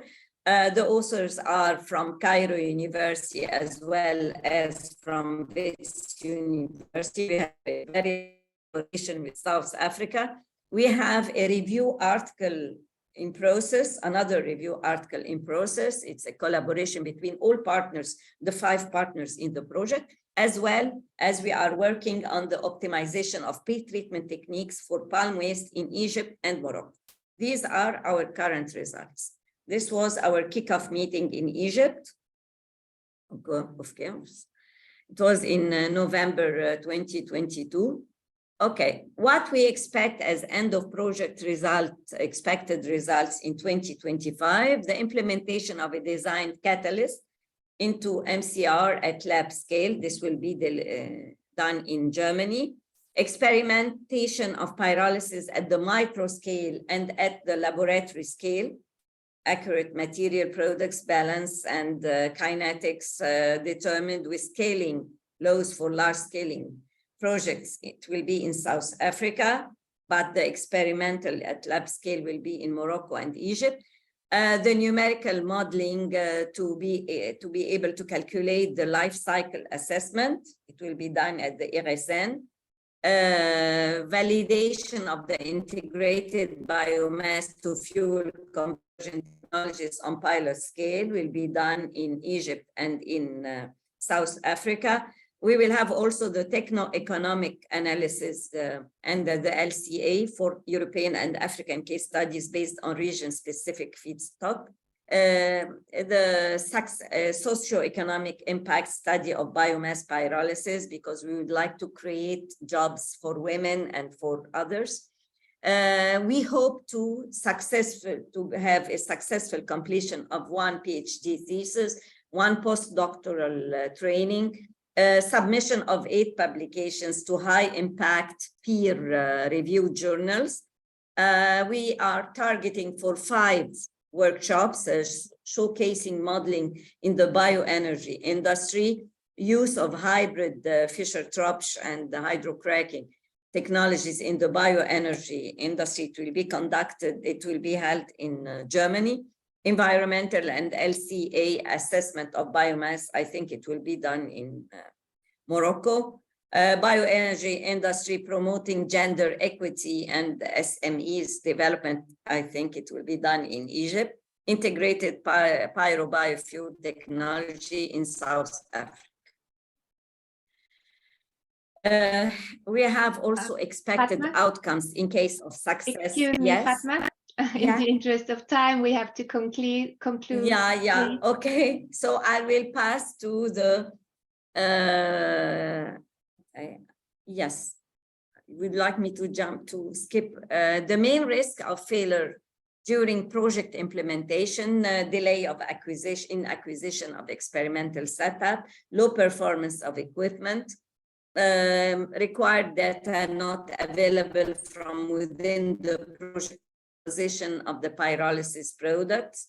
Capital cost of the work package number 5 demonstrator is higher than estimated. So we will arrange between the partners how to cover for the unforeseen costs. Failure to develop suitable malfunction of Fischer-Tropsch and hydrocracking catalysts.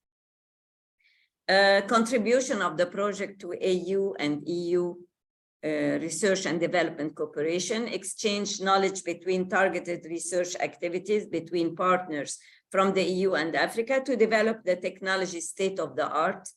It will strengthen the European and African technology base and accelerate the development of sustainable fuel to replace the fossil alternative.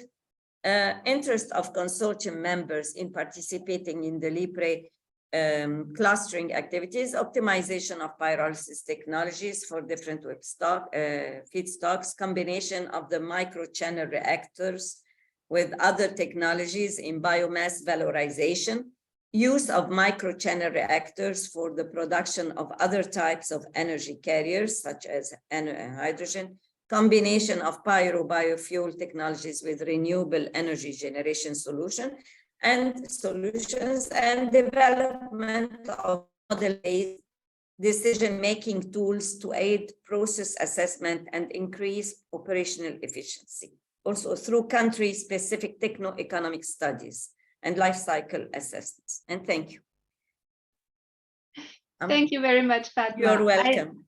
I see there is a lot of material to present, and also from the questions in the Q&A, please take a look, because there's quite some interesting questions there, and I think also in the chat people are writing they would like to connect.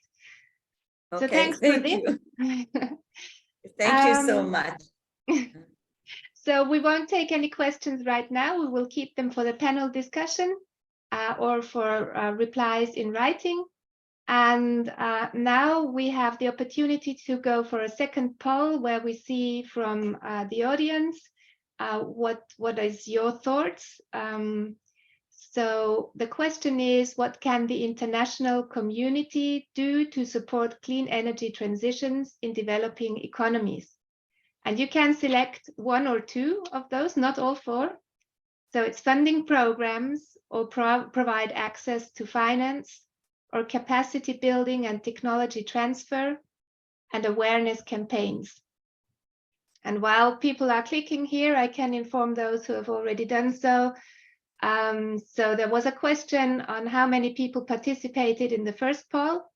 And at that time, we were about 250 participants, and 50% of them did participate. So I think it's quite a good representation there. And let's give people another few seconds. before we go and then show the results?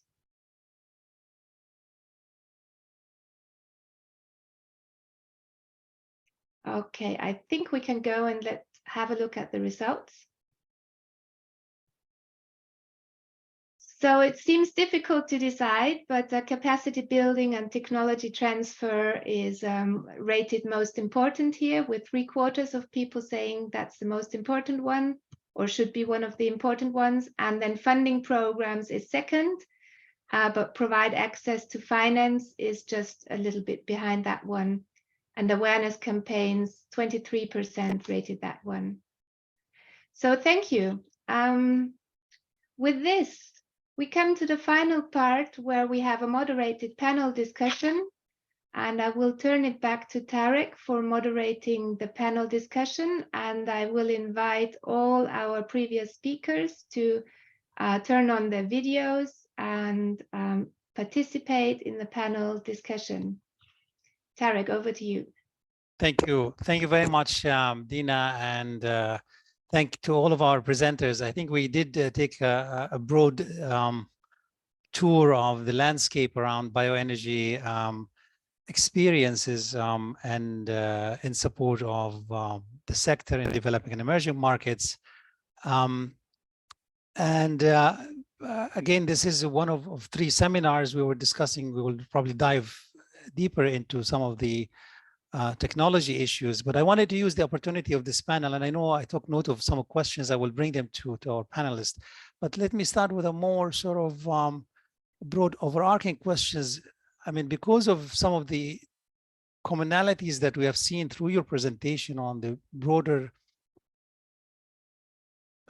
challenges landscape to scale up bioenergy systems in developing and emerging market, we have heard in terms of issues related to policy, enabling policy frameworks or inconsistency between the policy and the implementation on the ground. And we have heard also on the challenge of coordination and getting actors together. Maybe I just want to take a quick reactions from all of you quickly in terms of where do you see, particularly given the unique features of this whole system vis-a-vis other type of energy technologies, renewable energy technologies, where do you see the role of the international community contributing to developing countries in terms of sort of a quick return on investment? When you say, if we put our energy, where do you see the opportunities from your perspective? Maybe I can start with you, Cristina, and then just move to Stefan and the rest. Thank you very much, Tareq. Thank you for the question as well. I think that, well, the international community should provide programs that have this hybrid approach. So it's not like only focusing on the top down and the bottom up, but just this hybrid or holistic approach that provides, for example, programs to support countries with the development of data-driven integrated plans, focusing on targeting multiple clean energy access pillars at once.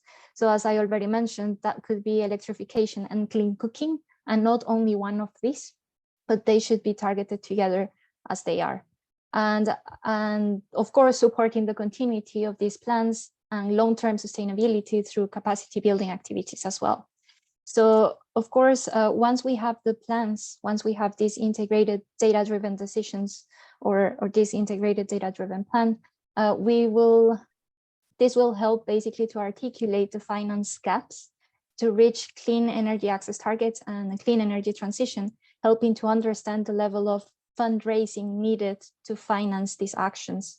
So then, of course, there's need to be this coordination between local and international, private and public financial institutions towards an effective allocation of resources to finance the identified solutions. Thank you, Cristina. And I like what you mentioned about the hybrid approaches. This is sort of quite increasingly we see the need for this, to pay attention to it, and just to give to resonate well with what you said on the consistency and long term. I mean, typically our interventions in the renewable energy space technical cooperation, international technical cooperation in the bioenergy space tend to take longer time to realize the benefits than if you do it in other sectors. So it does require longer term. Maybe, I can move to the next panelist, Stefan, and then Jossy. Yes, happy to do so. I see the first of all, I guess the devil is always in the detail, not in the general concept, but in the detail. And I think there's meanwhile lots of experience around what can go wrong or what needs to be secured. And if that kind of experience can be really collected and maybe compressed to the do's and don'ts in this whole area, that could be an important role for the international community. Because today we have funding programs, I dare to say more than enough in one way or the other, but we are lacking the good projects which include all the experience which has been made over the past 10 or 15 years in these different areas. And therefore, I think the international community should dwell on this experience by whatever means. I mean, we have many tools today that can be applied with webinars, be it events or whatever. But I think this experience is so rich, and I would also emphasize the role of failures, because failures tend to tell you more than the successes, and therefore it's always challenging to ask people to talk about their failures, but actually that's where most of the things can be learned from. Thank you, Stefan. Up to you, Jossy, please. Yes. Thank you, Tareq. I think we are at the stage of scaling up, because in many developing countries, many of the bioenergy technologies have already been demonstrated. People are aware of it, but how, the question is how to scale it up. In that context, one of the major hurdles we see from our experience is financing. Unfortunately, major financing agencies, including climate financing mechanisms, have a low or no priority for bioenergy. So this need to change, and especially taking cue from the strategic analysis provided by various agencies, including IEA. There is no escape from bioenergy's role in achieving net zero scenario. So this financing aspect need to be clarified, and especially there should be a rethinking from the perspective of climate financing mechanisms and international financing agencies towards bioenergy. That will help in scaling up bioenergy. Another aspect is technology transfer. There is a need for latest technologies to be made available to developing countries. Of course, the technologies used in the developed countries are of bigger scale and bigger sophistication. In developing countries, that kind of scale is maybe not available in many countries. So there is a need for adopting these technologies to the needs of such countries. For that, also there is a need for capacity building attached to it. So these areas, international community can help. and especially there are various networking platforms and agencies who can actually facilitate this kind of activities. Thank you, Jossy, and thank you for bringing the issue of scale. We are in the process of scaling up, and the issue of financing and technology transfer, more support toward technology transfer. Maybe I can use the opportunity. Jeremiah is still with us. I see. Yeah, I see you with us. Good that you're still here. Thanks.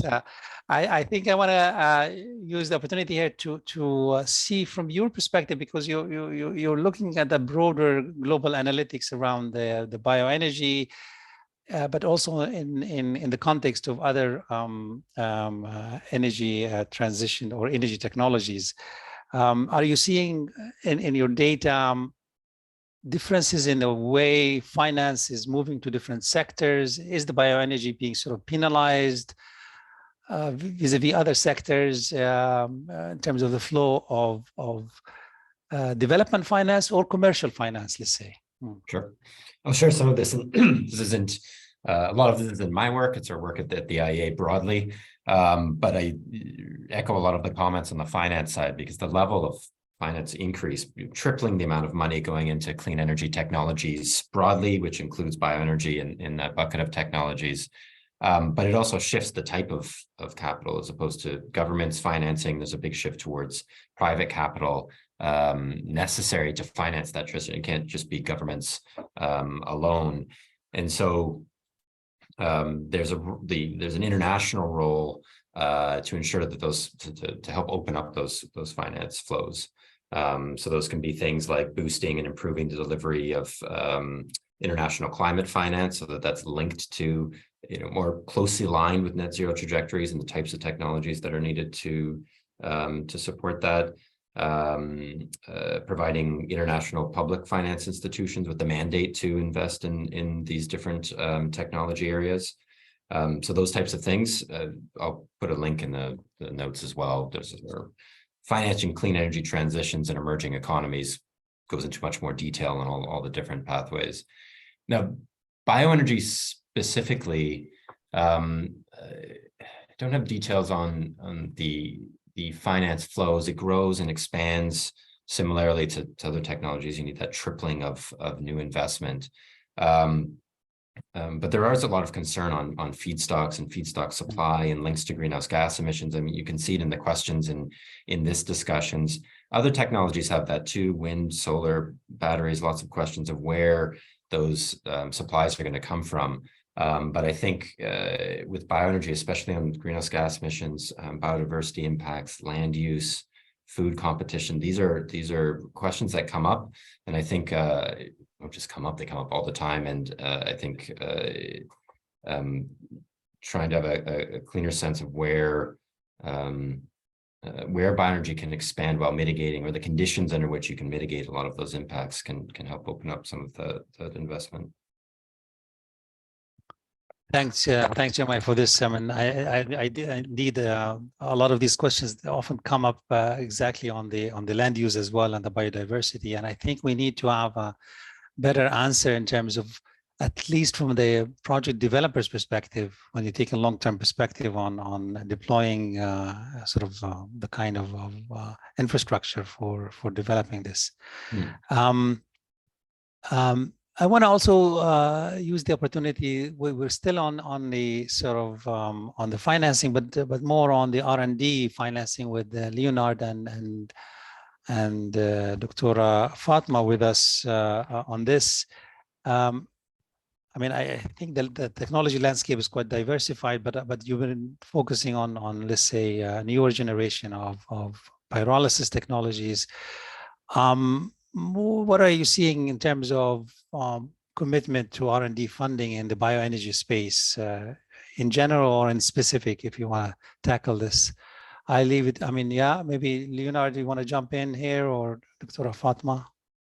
Yeah, thanks a lot, Tareq, for this opportunity.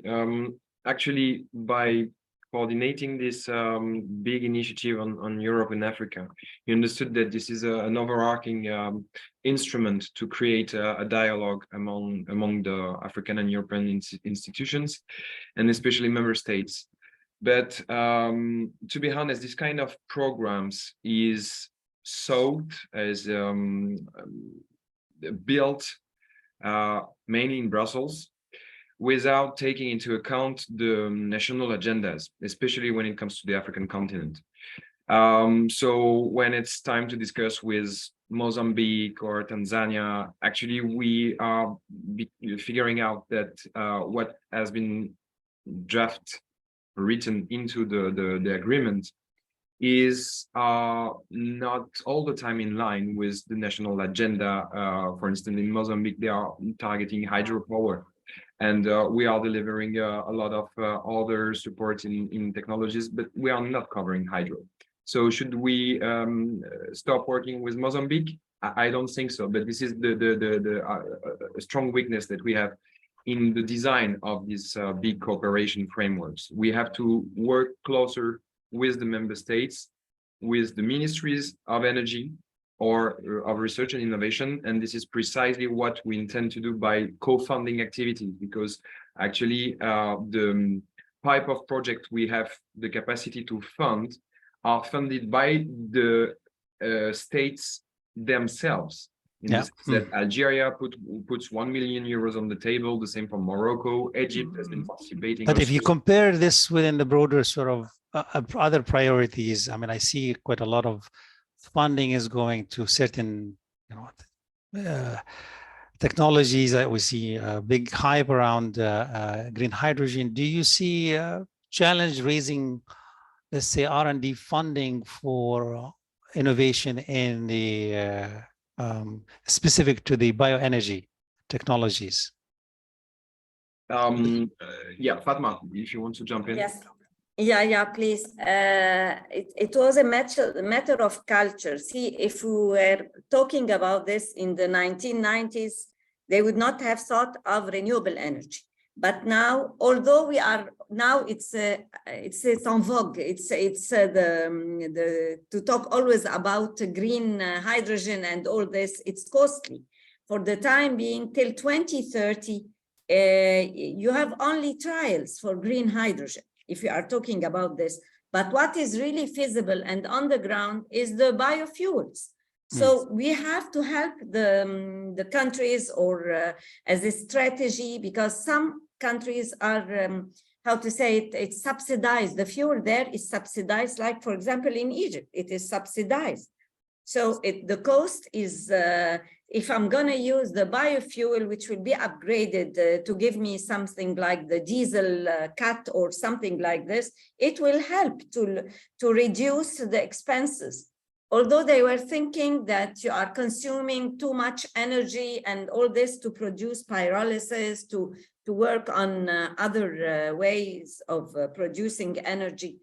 But if you are gonna do cleaner energy, cleaner production and all this, and use it as a bypass to heat, to help in the heat saving, you will be able to produce with how to say, good save. As well as we have to include within any project for the how to say, the feasibility, the economic feasibility, that how many health have saved, how many employment of how to say it, of created. Indeed, yeah. Yeah, indeed. This will help me to have a good feasibility study. So in fact, there's an excellent business case to mobilize more funding, at least from the R&D community or the national governments for the bioenergy space on many grounds. Maybe I see Stefan's hand is up, maybe on the same topic. You want to react? And I will want to take a few questions also from the audience participant with us. Stefan, I see your hand. Yes, please jump in. Just about the financing.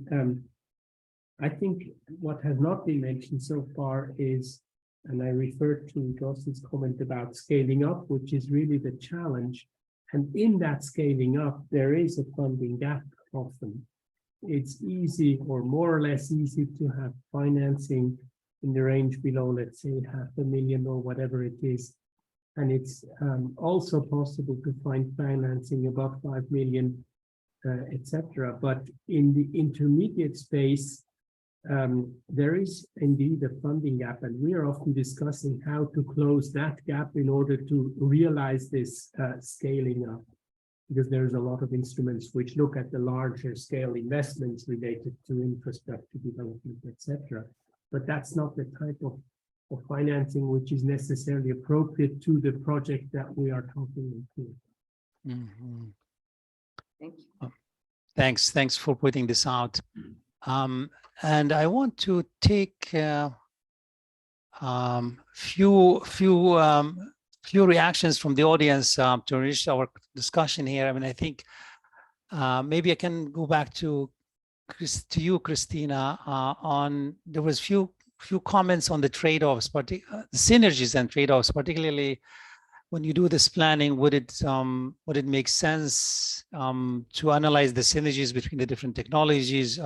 Is your tool enabling this kind of analysis? I think one of the participants referring to the case of Argentina, where cornstarch, bioethanol plants and biogas plants reaching carbon neutrality, for production of electricity and thermal energy together. But also another question on from Mauritius, in which the question is, again, the trade-offs between food production in a limited space and the using of, let's say, sugar production for sort of the land is used for sugar production, and from there the byproducts for biofuels. So sort of this kind of do you face that quite trade-off analysis quite often, and what are your reaction to these comments, Cristina? Thank you, Tareq, for the question, and thank you for translating these questions from the audience as well. Yeah, actually, that's what this integrated planning idea is all about, basically, on trying to target different problems, different challenges at the same time. So we do consider this integration of different technologies to target these different challenges that we have. And for example, just a quick example, the electricity. So once we provide electricity to a village, it can be used either for clean cooking or as well, of course, to provide electricity to cover different energy needs. So we do consider the use of different technologies for covering these different challenges, or the use of one specific technology to target different challenges. And I do consider as well that this is quite needed, not only in the planning step of the process, but also basically for funding and financing different initiatives. So we need to look into this integrated lens always, because of course, if we have this holistic overview, we can see that one solution can tackle different problems. And one solution can be the solution not only to one single problem that we are facing, but to multiple ones, as we have seen, for example, in my presentation with the multiple co-benefits that clean cooking is unlocking. So yeah, this is my thought. Thank you, Tareq. Thanks, Cristina. A more specific question maybe to Jossy. I mean, I guess since you've been working quite a lot in Africa, I mean, there were a few questions, and you must have come across this when you were trying to promote bioethanol, the comparative in terms of cost between electric cooking and biofuel cooking, and to what degree also Jatropha plants has been used in the biofuel production in Africa. Maybe Jossy, you have any thoughts on this? Yes, Tareq, thank you. Biofuel is actually, we are actually focusing on the biofuel production from the already existing economic crops, and not we are careful not to infringe with the food production. So our focus is on sugar industry or even cassava industry, where the cassava, of course, in Africa is a staple food, but certain countries have a surplus of production. So how you can utilize this surplus in a meaningful way. So what basically we are trying to say to these industries is to incorporate the bioeconomy, biorefinery concept, where one feedstock go into a factory and come out with several of its products, value-added products, and eventually there is no waste. Nothing is there we can call a waste. So that kind of concept actually will help to optimize this, fuel production, which will be one of the byproduct of in that process, and we can reduce this misconception or the misunderstanding about the food versus fuel. Well, yeah. It is very important, to a country that they have to produce food as well as fuel. They cannot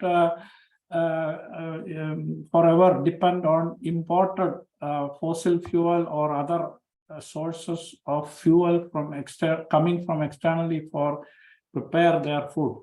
So it is all about planning at the highest level, how the government incorporate land use planning for food and fuel and various other requirements, and with optimizing this kind of planning as well as adopting new methodologies like circular economy and zero waste concepts, it is possible for developing countries to be self-reliant in both food and fuel. Thanks, Jossy, for clarifying on this. Particularly, also that is quite a key perception in public discourse and in public policy, the competition between fuel, and we have also seen it in some of the reactions from our participants. And maybe there was also another question. Maybe I can turn to Jeremiah on this one of the audience members hinted that we have been focusing on agricultural sector. How about the bioenergy of urban waste for power generation and heating? Have this come up in a granular level in your data? Yep. So we focus different bioenergy, so different sources, I guess. When we're talking about liquid biofuels today, a lot of that, a lot of the production is supported through agriculture, although there's more waste oils being used. And so we talk about liquid biofuels, often focused on agriculture, especially today. Well, that's a bit different in the future.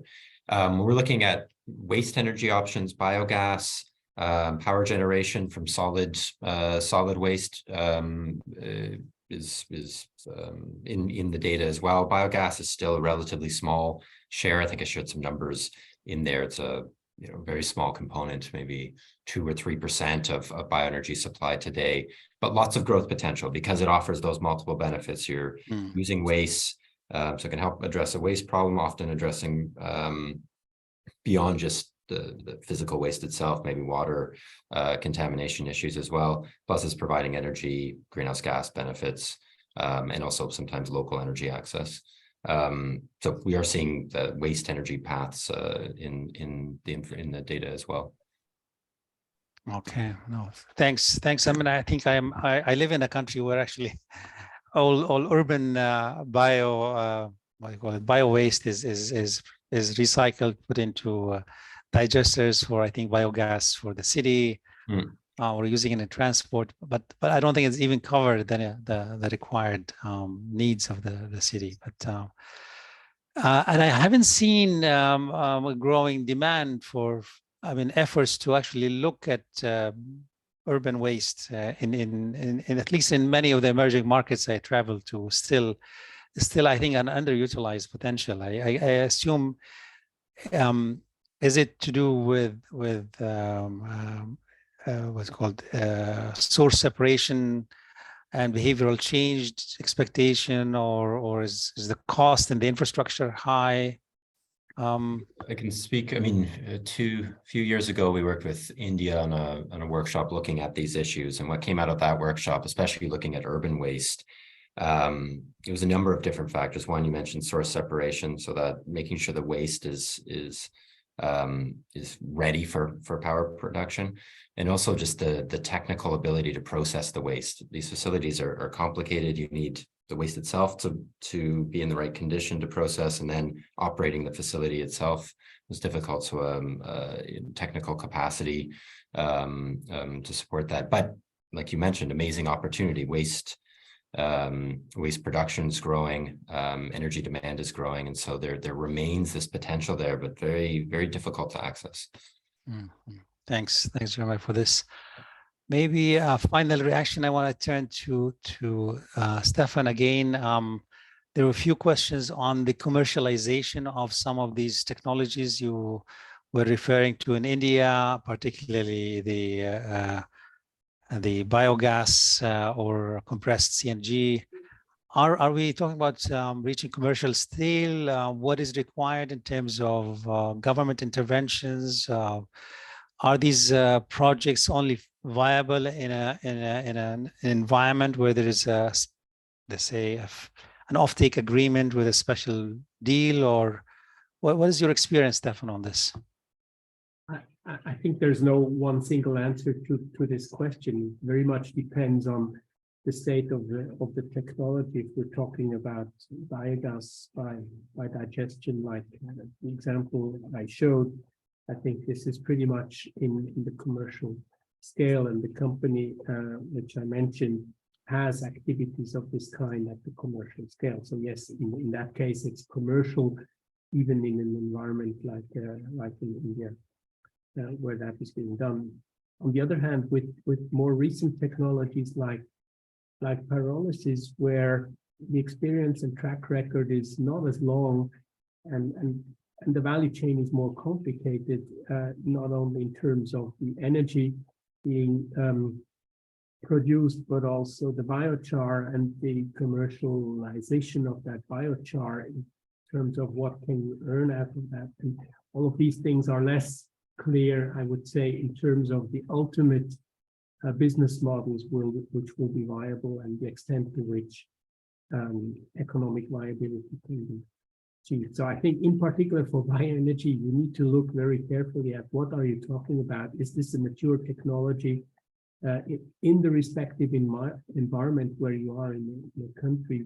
We've seen small-scale digesters in the Far East, where it's very difficult to find a commercial operation for those, like the example which you just mentioned before, in your own country. But it very much depends, as you know, on where you are and what the circumstances are. Yeah, indeed. I absolutely understand that there's quite a lot of contextual factors that drive, both from the technology choices side, but also the operating environment in the country, that drive the business opportunities around bioenergy. Do you see any opportunities around the climate nexus in terms of carbon credits, carbon country that can sort of leverage that to finance some of these projects as it's coming? I know that we have many have been working on efficient cook stoves, with sort of where there's some margins that can be generated from carbon credits, where you can acquire sell them into corporate CSR initiative. But if we're talking about scale operations, I wonder what is your thoughts on this? In theory, yes, but in practice, I think there's again a gap in the size of the operations which you can achieve. If you have a very small scale, whatever system it is, you need a very high number in order to get to a volume which makes it sufficiently attractive for carbon financing, and that will, in our experience, very much lower the real potential that we can use for these type of projects. And that's why upscaling is so difficult and challenging in this environment. Thanks. I want to call on my co-moderator, Dina. I mean, I don't know. I think, what do we have 5 minutes for this or?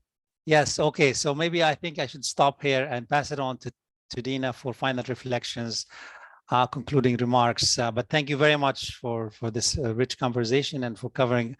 I understand we covered a broad ground because we talked about it in general. I hope that we have the opportunity tomorrow to dive into more specifics. So Dina, back to you. Thank you very much, Tareq, and thank you for this interesting discussion to all the panelists and you, Tareq, for moderating it. That was really a good discussion. Many more questions from the audience, which we were not able to cover today, but I think we have reflected on many issues such as, well, there can be food and biofuel or bioenergy production next to each other, and technologies need to be adapted to the circumstances, and it's very unexpected where the problems are. We did not discuss on how can they really be implemented, because many questions also were around this, that, well, we see that everything is in place, the technology is there, we know that this should be a good goal, we should go for this, but how can we actually make it happen? I hope that as a community, we will over time find answers to these questions so that we can really advance deployment. What else? We have 2 more sessions tomorrow, so I would like to invite everyone to join the other 2 sessions tomorrow on biomass supply opportunities in developing economies and sustainability of supply, and the other one on sustainable biofuel production. I do miss real coffee breaks as we would have in an in-person event, because I think that would add great benefit if also the audience could connect to each other. But yes, this is the world we have to live in. On the other hand, you might not have all traveled if we had made an in-person workshop. It would been hard to gather this amount of people around the table or the screen in this case. So yes, looking forward to tomorrow's sessions. Presentations will be uploaded in the next few days to the IEA Bioenergy website. Warm thanks to all the panelists, warm thanks to Tareq, and thank you everyone for joining the session, providing your questions and some discussion. Thank you, and maybe see you tomorrow. Bye. Thank you. Thank you, Dina. Thank you, Dina. Thank you. Coordination.